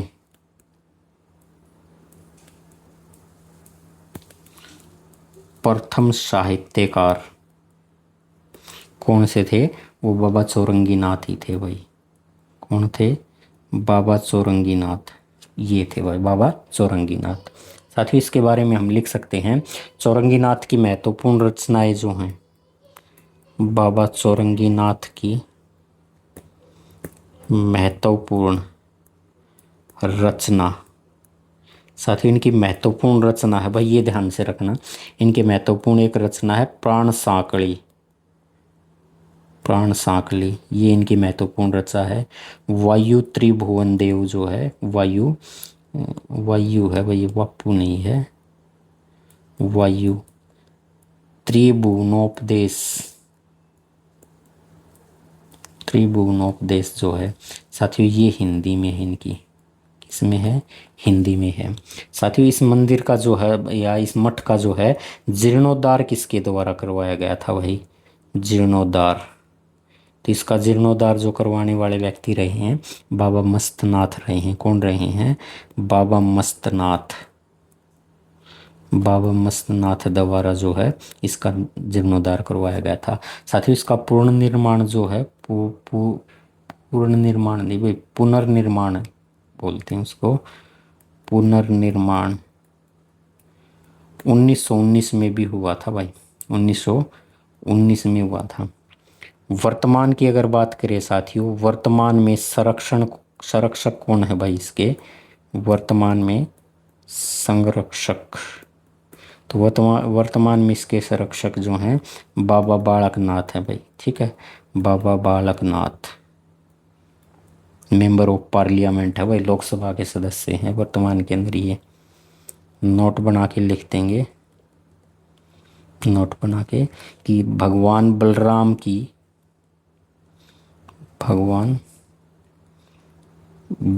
की मूर्ति मिली है। बताओ भाई हरियाणा में कहाँ से मिली है, तो अस्थल बोहर से मिली है। कहाँ से मिली है, अस्थल बोहर से मिली है। जब अस्थल बोहर का जिक्र आ गया तो ये आपसे बात बता दी है भाई। एक और नोट बना के लिख देंगे यहाँ पर, नाथ संप्रदाय जो है इसके ग्रंथ किस लिपि में लिखे मिले हैं भाई, नाथ संप्रदाय के ग्रंथ किस लिपि में लिखे मिले हैं, किस लिपि में लिखे गए हैं, तो बताओ भाई कौन सी लिपि के अंदर लिखे गए हैं। तो लिपि भी थी शारदा लिपि। कौन सी लिपि थी, शारदा लिपि, शारदा लिपि, शारदा लिपि है। और इससे संबंध जो है, इनका संबंध शारदा लिपि में लिखे हुए हैं, इनका संबंध अस्थल बोहर से है भाई। कहाँ से संबंध है, अस्थल बोहर से, तो इनका संबंध हो जाएगा भाई अस्थल बोहर से हो जाएगा। साथियों एक और नोट बना के लिख सकते हैं, आगे लिख देंगे, एक और नोट बना के लिख देंगे, कोई बात नहीं, यहाँ से एक और नोट बना के लिख देंगे।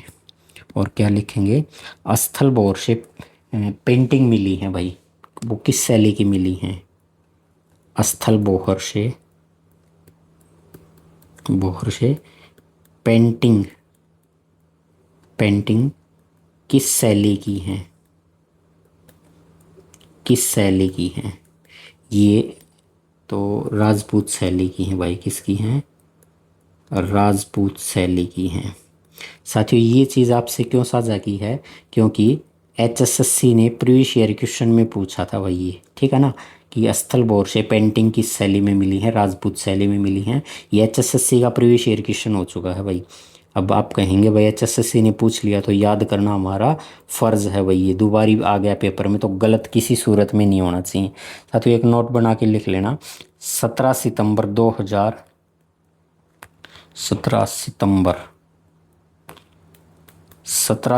2017 में बाबा चांदनाथ की मृत्यु के बाद बालकनाथ गद्दी पर बैठा था भाई। बाबा चांदनाथ जो हैं, बाबा चांदनाथ की शरीर त्याग दिया था बाबा चांदनाथ ने, उनका शरीर पूरा हो गया था। उसके बाद बाबा बालकनाथ जो हैं ये गद्दी पर बैठे थे। बाबा बालकनाथ गद्दी पर बैठा था भाई। तो बालकनाथ गद्दी पर बैठे हैं कब, जब बाबा चांदनाथ ने अपना शरीर छोड़ दिया था भाई, शरीर छोड़ दिया था उन्होंने, तो उस समय ये बैठे थे बाबा बालकनाथ गद्दी पर 2017 में। साथियों इसके बारे में एक और जो है क्या है, पर्यटन स्थल, एक और पर्यटन स्थल लिखेंगे, बाबा हीरालाल की कोठी। बाबा हीरालाल की कोठी बोल दें या उसको भाई हवेली बोल दें, तो हवेली कहना थोड़ा सा ठीक रहेगा, कोठी तो आज के ज़माने में बोलते हैं उसको। तो रोहतक में है भाई, ये कहाँ है, रोहतक के अंदर है। साथियों अगला पर्यटन स्थल के अंदर लिख देंगे सेठ नरसिंह की हवेली। सेठ नरसिंह की हवेली, सेठ नरसिंह की हवेली। तो साथियों सेठ नरसिंह की हवेली कहाँ है, ये रोहतक में है। सेठ नरसिंह की हवेली कहाँ है, रोहतक के अंदर है। साथियों एक शब्द मैं यहाँ पर लिख रहा हूँ आपके सामने, साजा। और साजा की इसको बावड़ी बोला जाता है, बावड़ी। बावड़ी को कई बार साथियों बावली, बावड़ी को बावली लिख देगा। तो ये कहाँ पर है, तो ये महम में है। कहाँ पर है, महम में है। हाँ, यहाँ पर दो शब्द, दो जरूर नोट बना के देखेंगे। साथ ही इसका निर्माण किसके द्वारा करवाया गया था, निर्माण। तो इसका निर्माण की जब बात आती है तो 1656 ईस्वी में इसका निर्माण करवाया था, 1656 में इसका निर्माण करवाया गया था। शाहजहाँ का एक दरबारी कवि था सुदोकलोल, शाहजहाँ, शाहजहाँ, शाहजहाँ के दरबारी, दरबारी कवि थे, कवि कहें या उनको सेवक बोल दें, शुद्धोकलोल। कौन थे, शुद्धोकलोल, शुद्धोकलोल के द्वारा करवाया गया था इनका निर्माण। ठीक है ना। इसमें साथ ही एक नोट बना के और बात को लिख देंगे, नोट बना के लिख देंगे। और नोट बना के लिखने वाले हैं हम कि हरियाणा में, हरियाणा में सौरग का झरना, हरियाणा में सौरग का झरना, चोरों की बावड़ी बोल दें, इसी को बोल साथियों महम की बावड़ी भी कहा जाता है। भाई किसको कहा जाता है, इसी को महम की बावड़ी के नाम से भी जाना जाता है। साथियों अगला सब पर्यटन स्थल लिख रहे हैं, ज्ञानी चोर की गुफा। तो साथियों ज्ञानी चोर की गुफा जो है ये कहाँ पर है, तो ज्ञानी चोर की गुफा महम के अंदर है। कहाँ पर है, महम के अंदर है। साथियों फिर से एक पर्यटन स्थल हम लिखने वाले हैं। अगला पर्यटन स्थल आ जाएगा साथियों चौबीसी का चबूतरा। कौन सा हो जाएगा, चौबीसी चबूतरा। तो चौबीसी का चबूतरा जो है 24 गांवों का चबूतरा है, तो ये रोहतक में है, महम के अंदर है भाई। ठीक है, NH10 के ऊपर है, ये भी ध्यान रखना, NH10 पर है, NH10। आगे लिखेंगे भाई बन्नी खेड़ा फार्म हाउस जो है, बन्नी का खेड़ा, बन्नी खेड़ा, बन्नी खेड़ा फार्म जो है। बताओ भाई ये बन्नी खेड़ा फार्म कहाँ है, तो बन्नी खेड़ा गाँव के अंदर है ये भाई, बन्नी खेड़ा गाँव में, बन्नी खेड़ा गाँव के अंदर है। यानी ये कहाँ पर है, रोहतक के अंदर है, ध्यान रखना भाई। आगे बात करते हैं भाई शाह मोहम्मद रमजान का गुम्बद कर लेते हैं। शाह मोहम्मद, शाह मोहम्मद रमजान का गुम्बद, का गुम्बद। साथियों ये कहाँ पर है, तो ये महम के अंदर है। कहाँ पर है, महम के अंदर है। नोट बना के लिख देंगे साथियों, नोट बना के लिख देंगे। इन्हें हादी ए हरियाणा कहा जाता है, इन्हें हादी ए हरियाणा, इन्हें हादी ए हरियाणा कहा जाता है, कहा जाता है, हादी ए हरियाणा कहा जाता है। और आगे बात करते हैं साथियों रोहतक का चिड़ियाघर की बात करते हैं। रोहतक चिड़ियाघर, रोहतक चिड़ियाघर।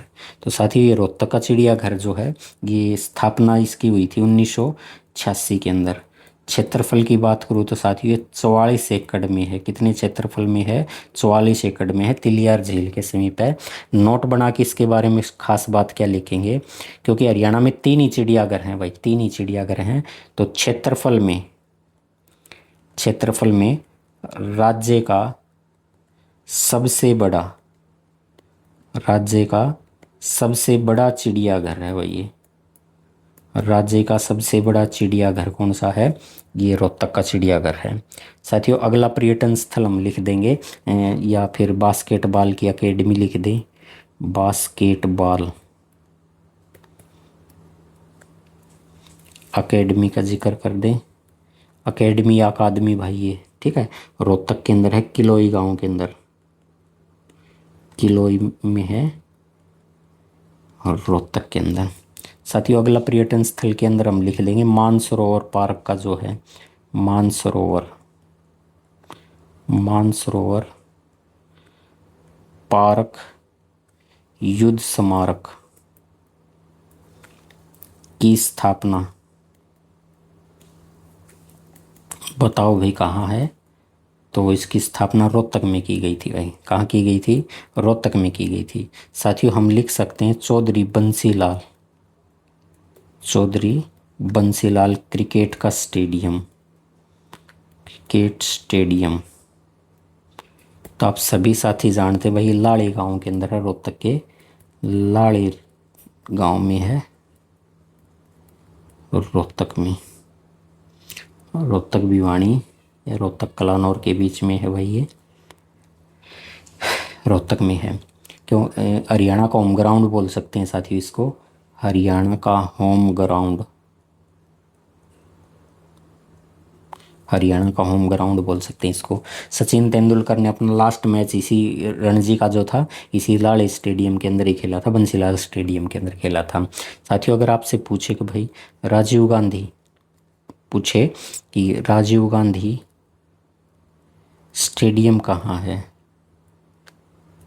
राजीव गांधी स्टेडियम, तो साथियों राजीव गांधी स्टेडियम रोहतक के अंदर है। कहाँ पर है, रोहतक में है, ये भी ध्यान रखना, राजीव गांधी स्टेडियम रोहतक में है। साथियों अब हम व्यक्तित्व के ऊपर बात करते हैं, तो व्यक्तित्व में चौधरी छोटू राम से चर्चा करते हैं हम। साथियों चौधरी छोटू राम जो है इनका जन्म हुआ था 24 नवंबर को, और साल था 1881 का, साल था 1881। रोहतक के गढ़ी सांपला में हुआ था भाई, कहाँ हुआ था, गढ़ी सांपला रोहतक में इनका जन्म हुआ था भाई। तो इनका जन्म हुआ था रोहतक के अंदर, और इनको बचपन का नाम इनका रिचपाल था, बचपन का नाम इनका था भाई रिचपाल, बचपन का नाम इनका था रिचपाल। कद में ज़्यादा लंबे नहीं थे, छोटे ही थे, इसी कारण घर में उनको छोटू छोटी से छोटू राम हो गया भाई। वो हरियाणा का राम की संज्ञा भी दी जाती है साथियों इनको, हरियाणा के राम की संज्ञा छोटू राम को। साथियों इनकी शुरुआती शिक्षा कहाँ पर हुई थी, तो इनकी शुरुआती शिक्षा जो है वो झज्जर स्कूल के अंदर हुई थी। कहाँ हुई थी, झज्जर स्कूल के अंदर, झज्जर स्कूल के अंदर हुई थी इनकी, झज्जर स्कूल में। स्नातन, स्नातक, स्नातक, स्नातक की शिक्षा कहाँ पर हुई थी इनकी, वो हुई थी भाई दिल्ली के अंदर सेंट स्टीफन कॉलेज के अंदर, सेंट स्टीफन कॉलेज,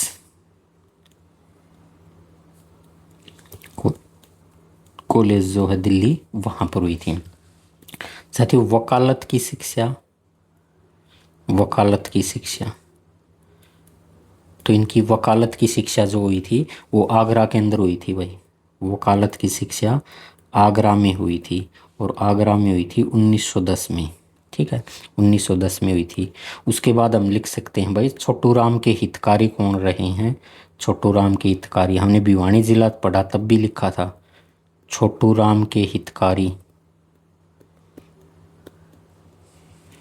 तो छोटू राम के हितकारी रहे सेठ छज्जू राम। कौन हुए हैं, सेठ छज्जू राम। साथियों सेठ छज्जू राम जो है ना इनका संबंध भिवानी के अलखपुरा गांव से है भाई, अलखपुरा गांव से इनका संबंध है, और ये भिवानी का गांव है अलखपुरा, जिनको मिनी ब्राज़ील, हरियाणा का मिनी ब्राज़ील के नाम से जाना जाता है। ठीक है आगे बात करते हैं भाई, वर्ष 1912 के अंदर से ये रोहतक के अंदर वकालत शुरू कर दी थी। वर्ष 1912 में रोहतक में, रोहतक में वकालत की प्रैक्टिस शुरू कर दी थी भाई ने, प्रैक्टिस शुरू की थी, शुरू कर दी थी। और क्या लिख सकते हैं भाई, वर्ष अगले साल 1913 में, वर्ष 1913 में रोहतक का जो एंग्लो स्कूल है संस्कृत का, Anglo Sanskrit school, Sanskrit school की स्थापना का श्रेय इनको जाता है भाई। और क्या बात लिख सकते हैं 1916 में, ये इंपॉर्टेंट हो जाएगा भाई, कांग्रेस पार्टी ज्वाइन करी थी, कांग्रेस पार्टी ज्वाइन की थी, लेकिन 1920 के अंदर, 1920 में कांग्रेस पार्टी छोड़ दी थी।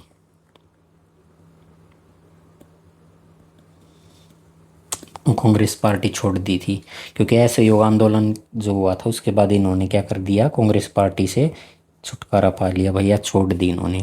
साथ ही इम्पोर्टेंट इनके बारे में है कि भाई 1916 के अंदर इन्होंने उर्दू भाषा में, उर्दू भाषा में क्या किया था, एक साप्ताहिक पत्र था, साप्ताहिक, साप्ताहिक अखबार था, साप्ताहिक अखबार जिसका नाम था जाट गजट। जाट गजट रोहतक से शुरू किया था भाई इन्होंने, रोहतक से शुरू किया था। ठीक है, ये ध्यान करना 1980 में बंद हो गया था भाई, इसका प्रकाशन बंद हो गया था। 1980 में प्रकाशन बंद हुआ था भाई इसका, 1980 तक चलता था ये।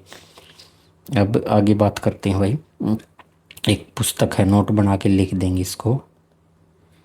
The Kashish, the Kashish of India, the Kashish of India पुस्तक का लेखक, पुस्तक का लेखक तो वो हो जाएंगे भाई चौधरी छोटू राम। कौन हो जाएंगे? चौधरी छोटू राम, रोहतक के चौधरी छोटू राम। आगे बात करते हैं भाई, इनके ऊपर बात करते हैं। छोटू राम जो हैं, छोटू राम, छोटू राम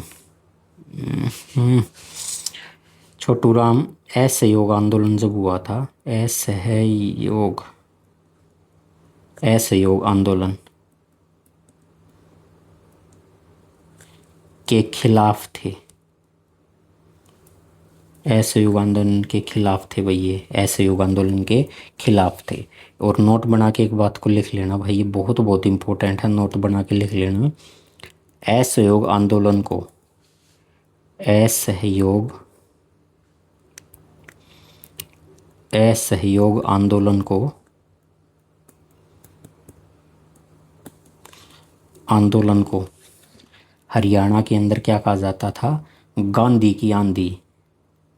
हरियाणा में गांधी की आंधी कहा जाता था भाई, गांधी की आंधी कहा जाता था। अब भी इसको गांधी की आंधी बोलते भाई, ऐसे आंदोलन जब आया था तो इसको कब बोला गया कि भाई ये गांधी की आंधी थी। साथियों 1923 के अंदर इन्होंने, फजल हुसैन था एक व्यक्ति, फजल हुसैन, सिकंदर हयात खान थे, सिकंदर हयात खान के साथ मिलकर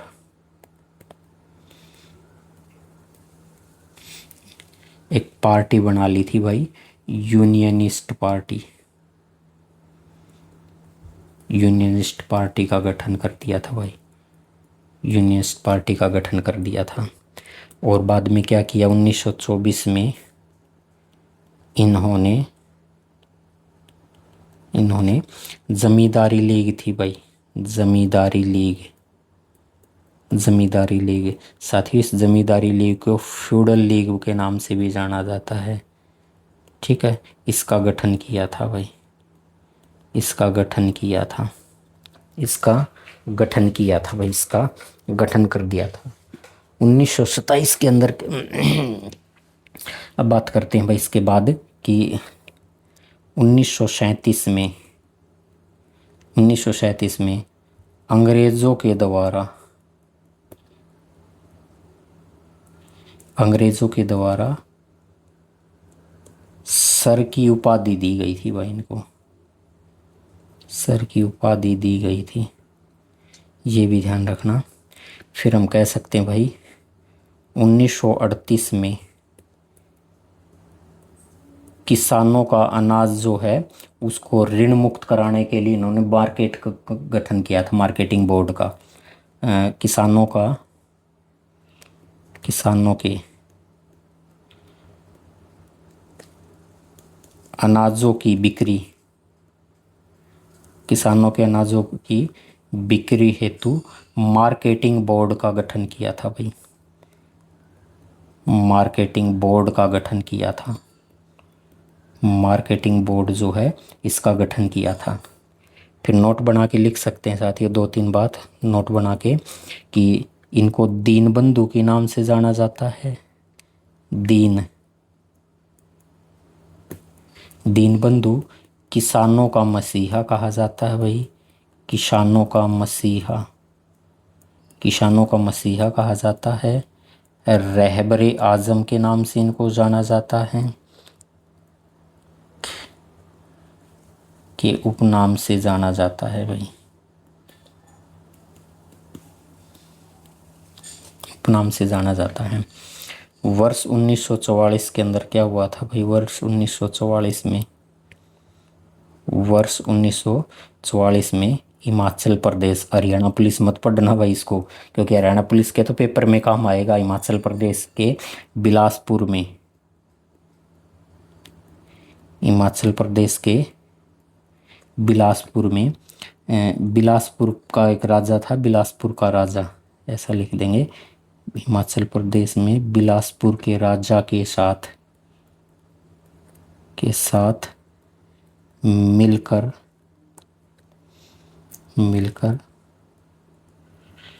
भाखड़ा बांध को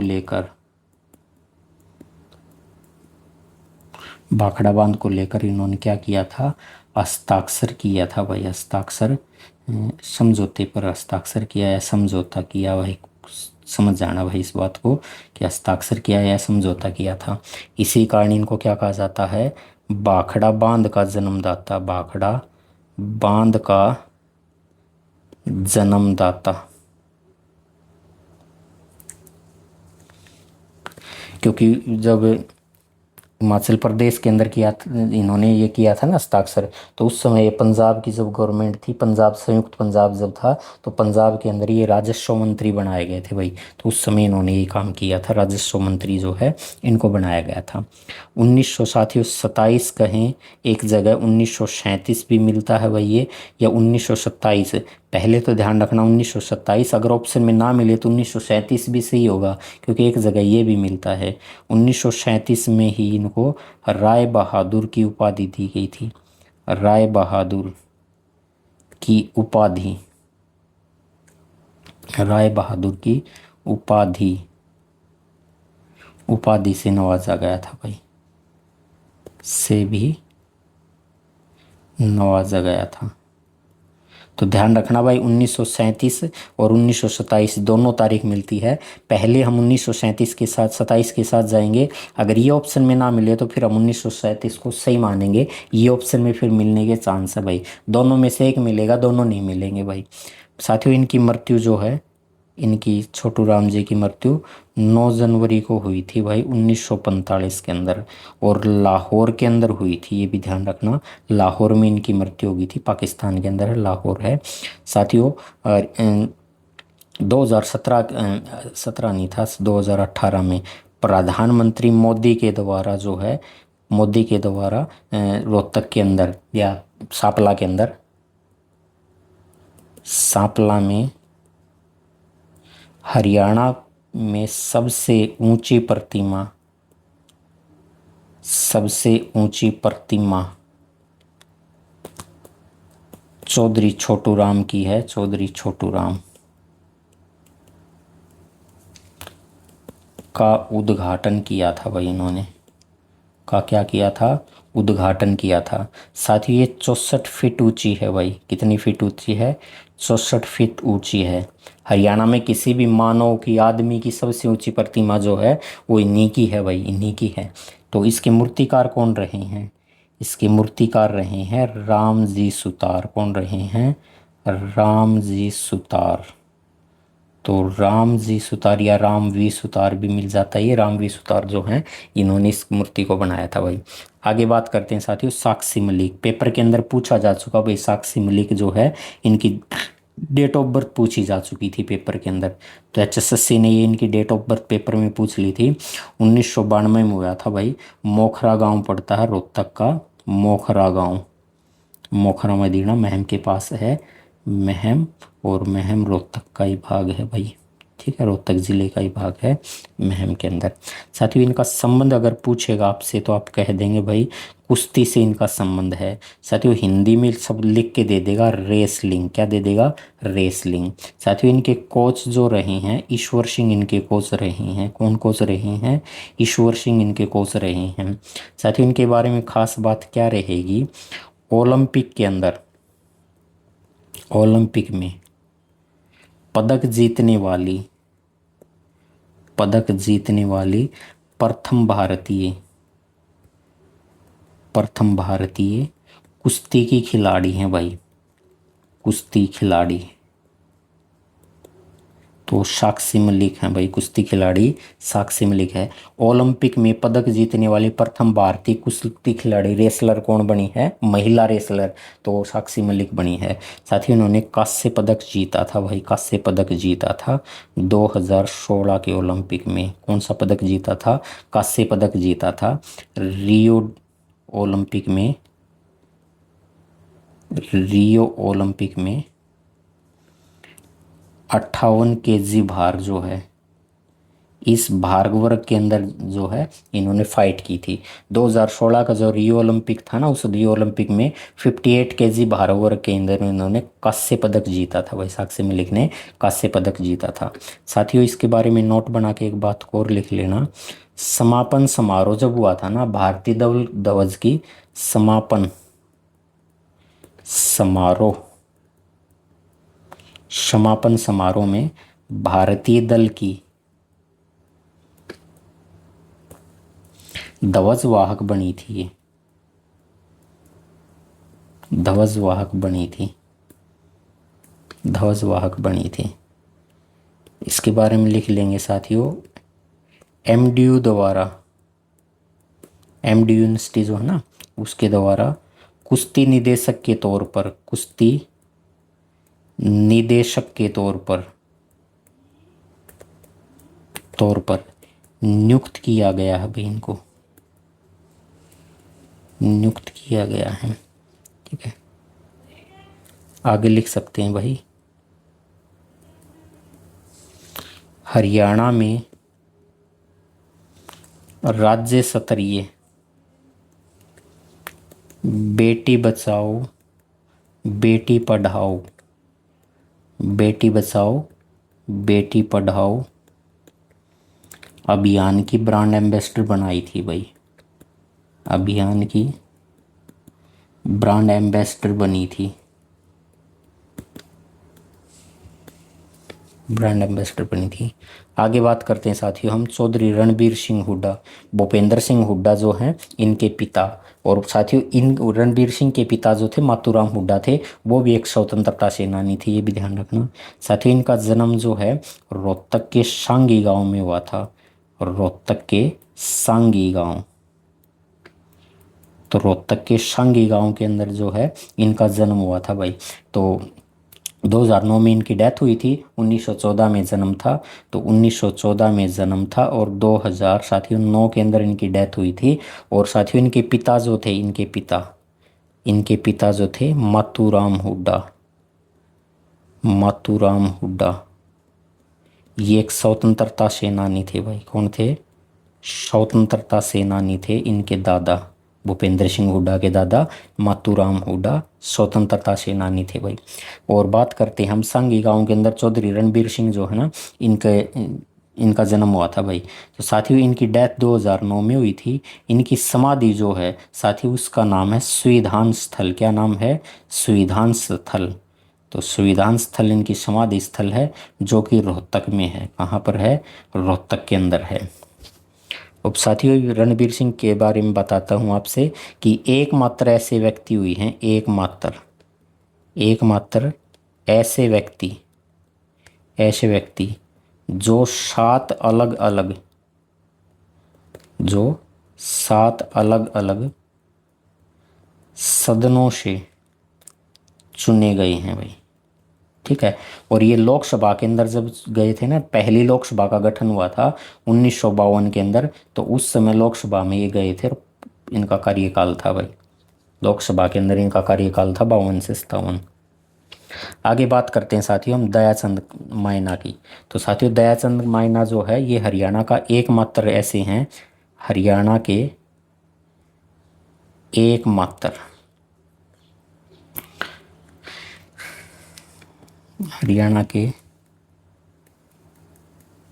एकमात्र कवि जिन्हें राष्ट्रीय कवि का दर्जा दिया गया है, जिन्हें राष्ट्रीय कवि का दर्जा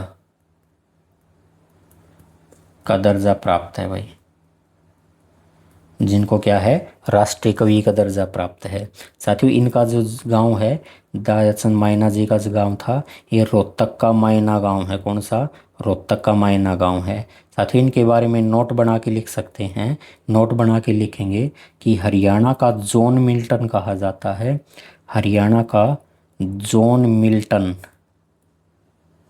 तो हरियाणा का जॉन मिल्टन कहा जाता है दयाचंद मायना को, इनको कहा जाता है दयाचंद मायना, दयाचंद मायना। साथियों इन्होंने एक किस्सा बनाया था और ये किस्सा इनका प्रसिद्ध किस्सा था, प्रसिद्ध किस्सा रागनी का किस्सा जो है इनका प्रसिद्ध किस्सा था। रागनी का किस्सा था इनका कि नेताजी सुभाष चंद्र बोस, नेताजी सुभाष चंद्र बोस पर आधारित था भाई। और इनकी एक रागनी थी भाई, पानी आले पानी पैदे, जो हरियाणा के सरस्वती पुत्र राजेंद्र सिंह खरकिया ने गाई थी भाई। दयाचंद मायना की लिखी हुई कविता थी वो, या रागनी थी। ठीक, आगे बात करते हैं हम साथियों ममता खरब की। तो साथियों ममता खरब जो है ये हॉकी की खिलाड़ी हैं। किसकी खिलाड़ी हैं? हॉकी खिलाड़ी हैं ममता खरब। तो हॉकी की खिलाड़ी है ममता खरब। साथियों इनको कहा जाता है गोल्डन गर्ल ऑफ हरियाणा। क्या कहा जाता है? गोल्डन गर्ल ऑफ हरियाणा कहा जाता है इनको। हरियाणा की गोल्डन गर्ल के नाम से जानी जाती है वही है। और इनके बारे में नोट बना के लिख लें। 2002 का जो मैनचेस्टर के अंदर, मैनचेस्टर कॉमनवेल्थ गेम हुए थे, कॉमनवेल्थ गेम, कॉमनवेल्थ गेम में स्वर्ण पदक यानी गोल्ड मेडल, स्वर्ण पदक जीतने पर यह नाम मिला था, जीतने पर मिला था भाई। आगे बात करते हैं साथियों अनुराधा बेनीवाल की। तो साथियों अनुराधा बेनीवाल जो है ये खेड़ी गांव से संबंधित है, रोहतक के खेड़ी गांव से, रोहतक के खेड़ी गांव से इनका संबंध है। खेड़ी रोहतक का है, वैसे महम का गांव है ये, क्योंकि महम खेड़ी के अंदर आता है। तो इनके बारे में है भाई, ये शतरंज की खिलाड़ी रही हैं। क्या रही हैं? शतरंज की खिलाड़ी, शतरंज के खिलाड़ी रही हैं, शतरंज के खिलाड़ी। और ये एक कवियत्री भी हैं भाई, ठीक है, एक कवियत्री भी है। तो इनकी प्रसिद्ध कविता के ऊपर बात करते हैं कि इनकी प्रसिद्ध कविता कौन सी है? प्रसिद्ध, इनकी प्रसिद्ध कविता जो है आज़ादी का ब्रांड, आज़ादी का ब्रांड। तो आज़ादी का ब्रांड इनकी प्रसिद्ध क्या है? कविता का नाम है। साथियों आगे बात करते हैं हम, एक व्यक्ति हैं जिनका नाम है भाई सुहाना, सुहाना सफ़र जो है सुहाना के नाम से हैं भाई ये। तो इनका संबंध पूछेगा साथियों, ये टेबल टेनिस के प्लेयर हैं भाई। किसके प्लेयर हैं? टेबल टेनिस के प्लेयर हैं। संबंध पूछेगा हमसे किस ज़िले से है? तो रोहतक से है साथियों। उसके बाद लिखेंगे भाई अशोक कुमार गर्ग, अशोक कुमार गर्ग। तो अशोक कुमार गर्ग जो हैं साथियों इनका संबंध रोहतक से हो जाएगा, और कुश्ती के खिलाड़ी हैं भाई, ठीक है। पूजा बत्रा के ऊपर बात करें भाई, पूजा बत्रा। तो पूजा बत्रा जो हैं, पूजा बत्रा साथियों ये अभिनेत्री हैं। कौन है?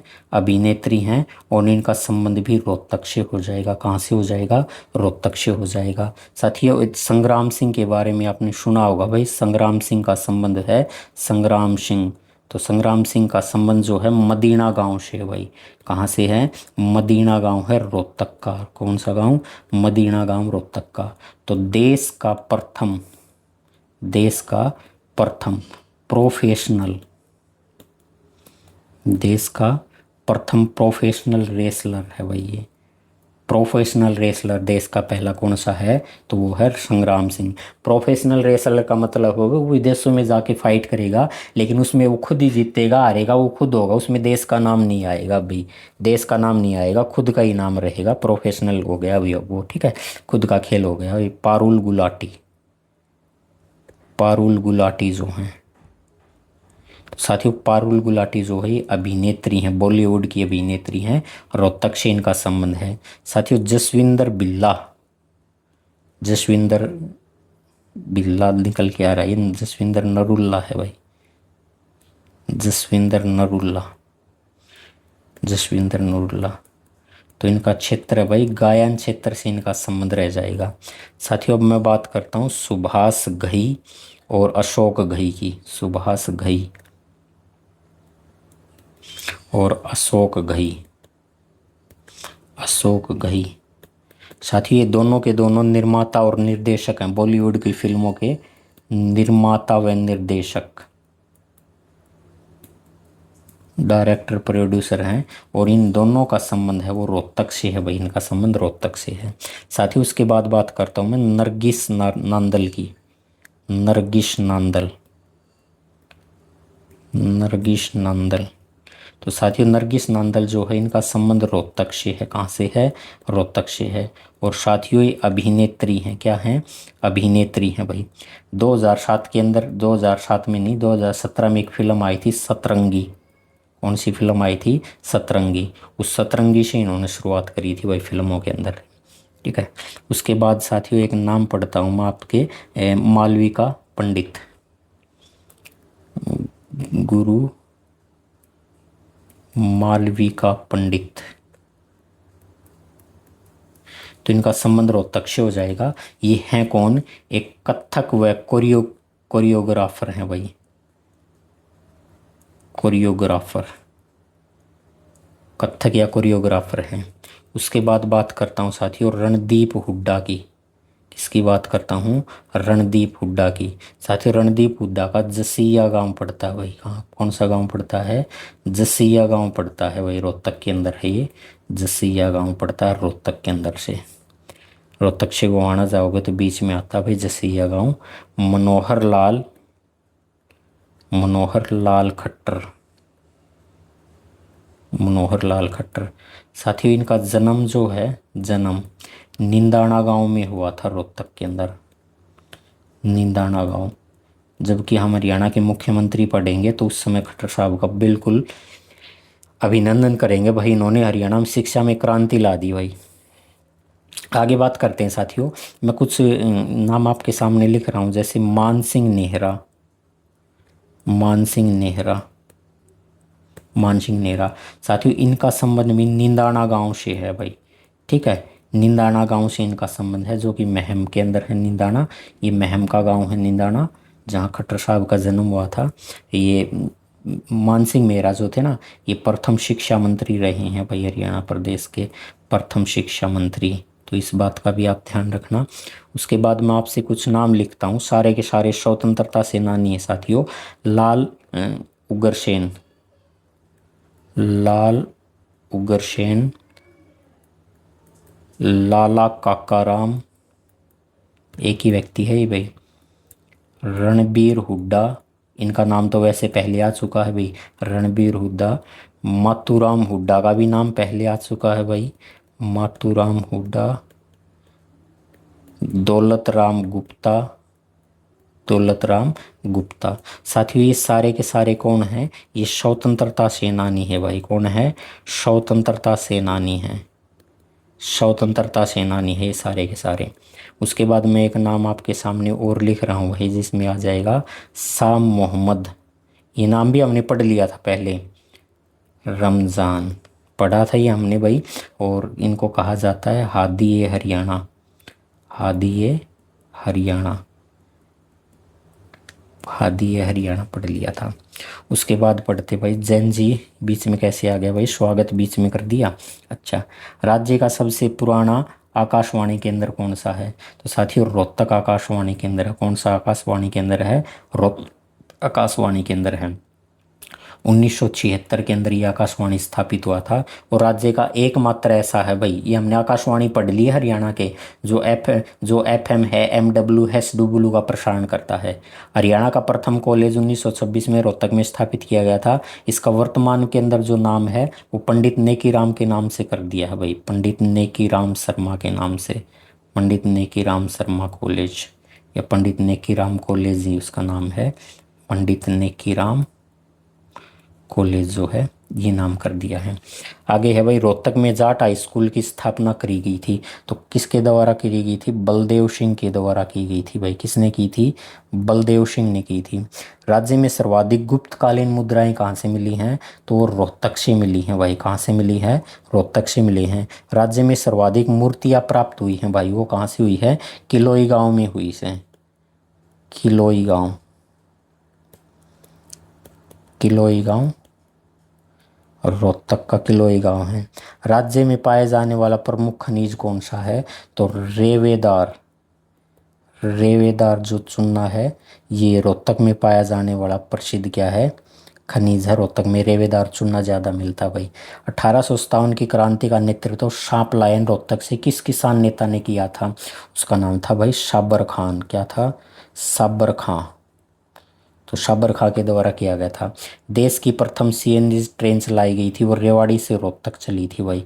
रेवाड़ी से रोहतक चली थी भाई। रेवाड़ी से रोहतक चली थी। रोहतक वैस हाई स्कूल व कॉलेज की नींव रखी गई थी भाई। किसके द्वारा रखी गई थी? गांधी जी ने रखी थी भाई। नींव किसने रखी थी? गांधी जी ने रखी थी। और कब रखी थी? 17 फरवरी 1921 को रखी थी गांधी जी ने। 17 फरवरी 1921 को गांधी जी ने। महात्मा गांधी 2 बार रोहतक आए थे भाई। पहली बार तो रोहतक जब आए थे तो 17/2 को आए थे भाई। 17 फरवरी 1921 को अली बंधु के साथ आए थे ये।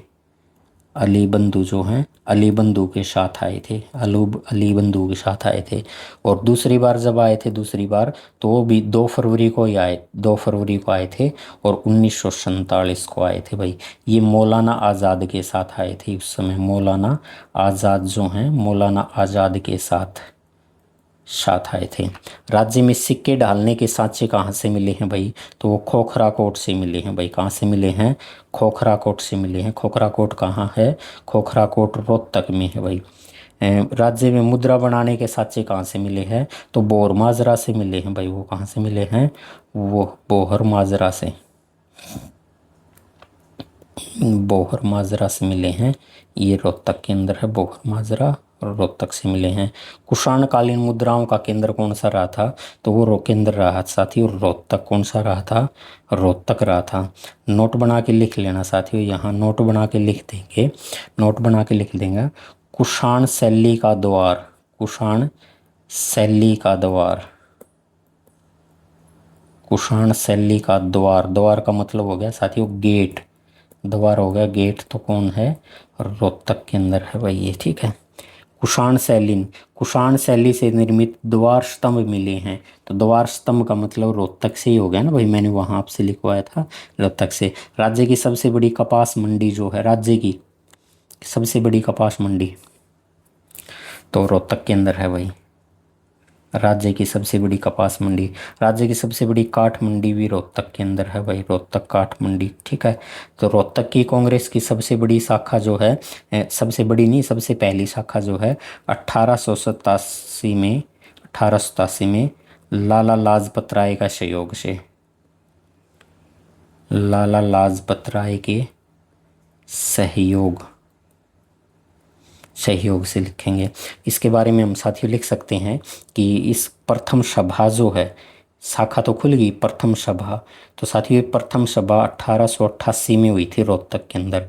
कहाँ हुई थी? 1888 में रोहतक में हुई थी। और इसकी अध्यक्षता की थी भाई तुर्रम खान ने, या तुर्रम खान बोलता हूँ मैं, तुर्राबाज खान ने अध्यक्ष रहा था इसका। तुर्राबाज खान, तुर्राबाज खान जो हैं, इन्होंने इसकी अध्यक्षता की थी, तुर्राबाज खान ने। साथ ही इसके बारे में एक नोट बना के हम लिख सकते हैं।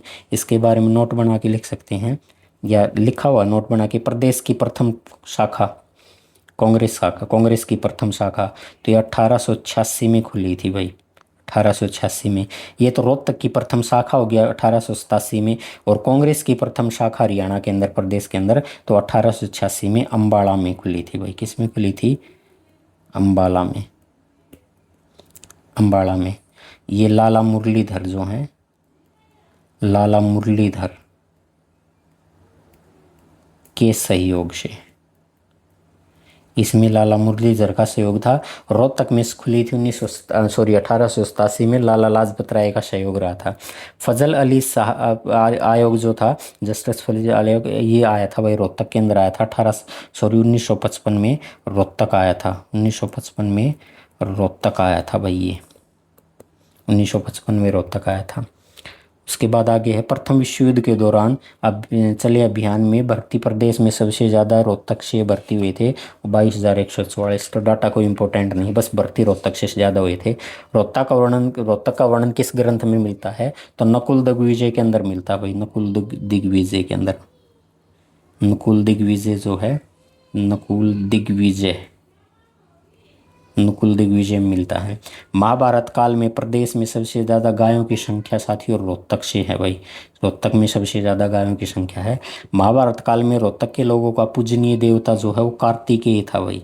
कौन सा देवता था? कार्तिकेय देवता जो हैं। इंडो ग्रीक यूनानी सिक्के जो मिले हैं वो कहाँ से मिले हैं? खोखराकोट से मिले हैं भाई। कहाँ से मिले हैं? खोखराकोट से मिले हैं। खोखराकोट रोहतक के अंदर है। खोखराकोट कहाँ है? रोहतक से। रोहतक में 1857 की क्रांति का नेतृत्व किया था वो रांगड़ समुदाय के लोगों ने किया था भाई। ठीक है, रांगड़ समुदाय जो है, रांगड़ समुदाय के लोगों ने किया था। ये मुस्लिमों से संबंधित था भाई, ये मुस्लिमों से संबंधित, मुस्लिमों से। मार्च 1929 में रोहतक के किसान व मजदूर सभा का आयोजन किया गया था भाई। ठीक है, ये तो सीधी सीधी आगे। अच्छा, इसके आयोजनकर्ता का नाम पूछ लिया आपसे, इसमें आयोजनकर्ता कौन थे? तो इसमें आयोजनकर्ता जो थे उनका नाम लिखेंगे भाई, अर्जुन लाल सेठी। कौन थे? अर्जुन लाल सेठी, अर्जुन लाल सेठी। और साथियों इसकी अध्यक्षता किसके द्वारा की गई थी? इसकी अध्यक्षता की गई थी मोतीलाल नेहरू के द्वारा। किसके द्वारा? मोतीलाल नेहरू, मोतीलाल नेहरू के द्वारा की गई थी। 5 सितंबर 1996 में हरियाणा की माटी का पहला राष्ट्रीय समाचार पत्र निकला था, दैनिक हरिभूमि। रोहतक से संपादक इसके कैप्टन अभिमन्यु, जो हरियाणा के पूर्व में वित्त मंत्री रह चुके हैं।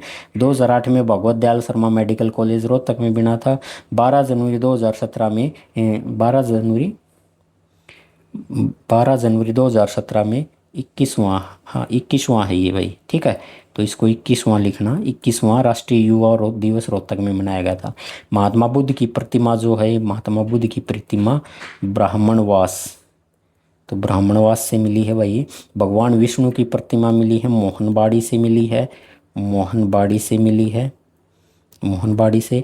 हरियाणा में सबसे ज़्यादा ज्वार जो है रोहतक से, ज्वार जो रोहतक से। अगर आपसे पूछे भाई चूना पत्थर, चूना पत्थर जो है, चूना पत्थर भी रोहतक से, रोहतक से ज़्यादा है। 10वीं सदी में हिंदू राजा सावंत देव सिक्के मिले हैं भाई। ठीक, कहाँ से मिले हैं? खोखराकोट से मिले हैं भाई ये, खोखराकोट।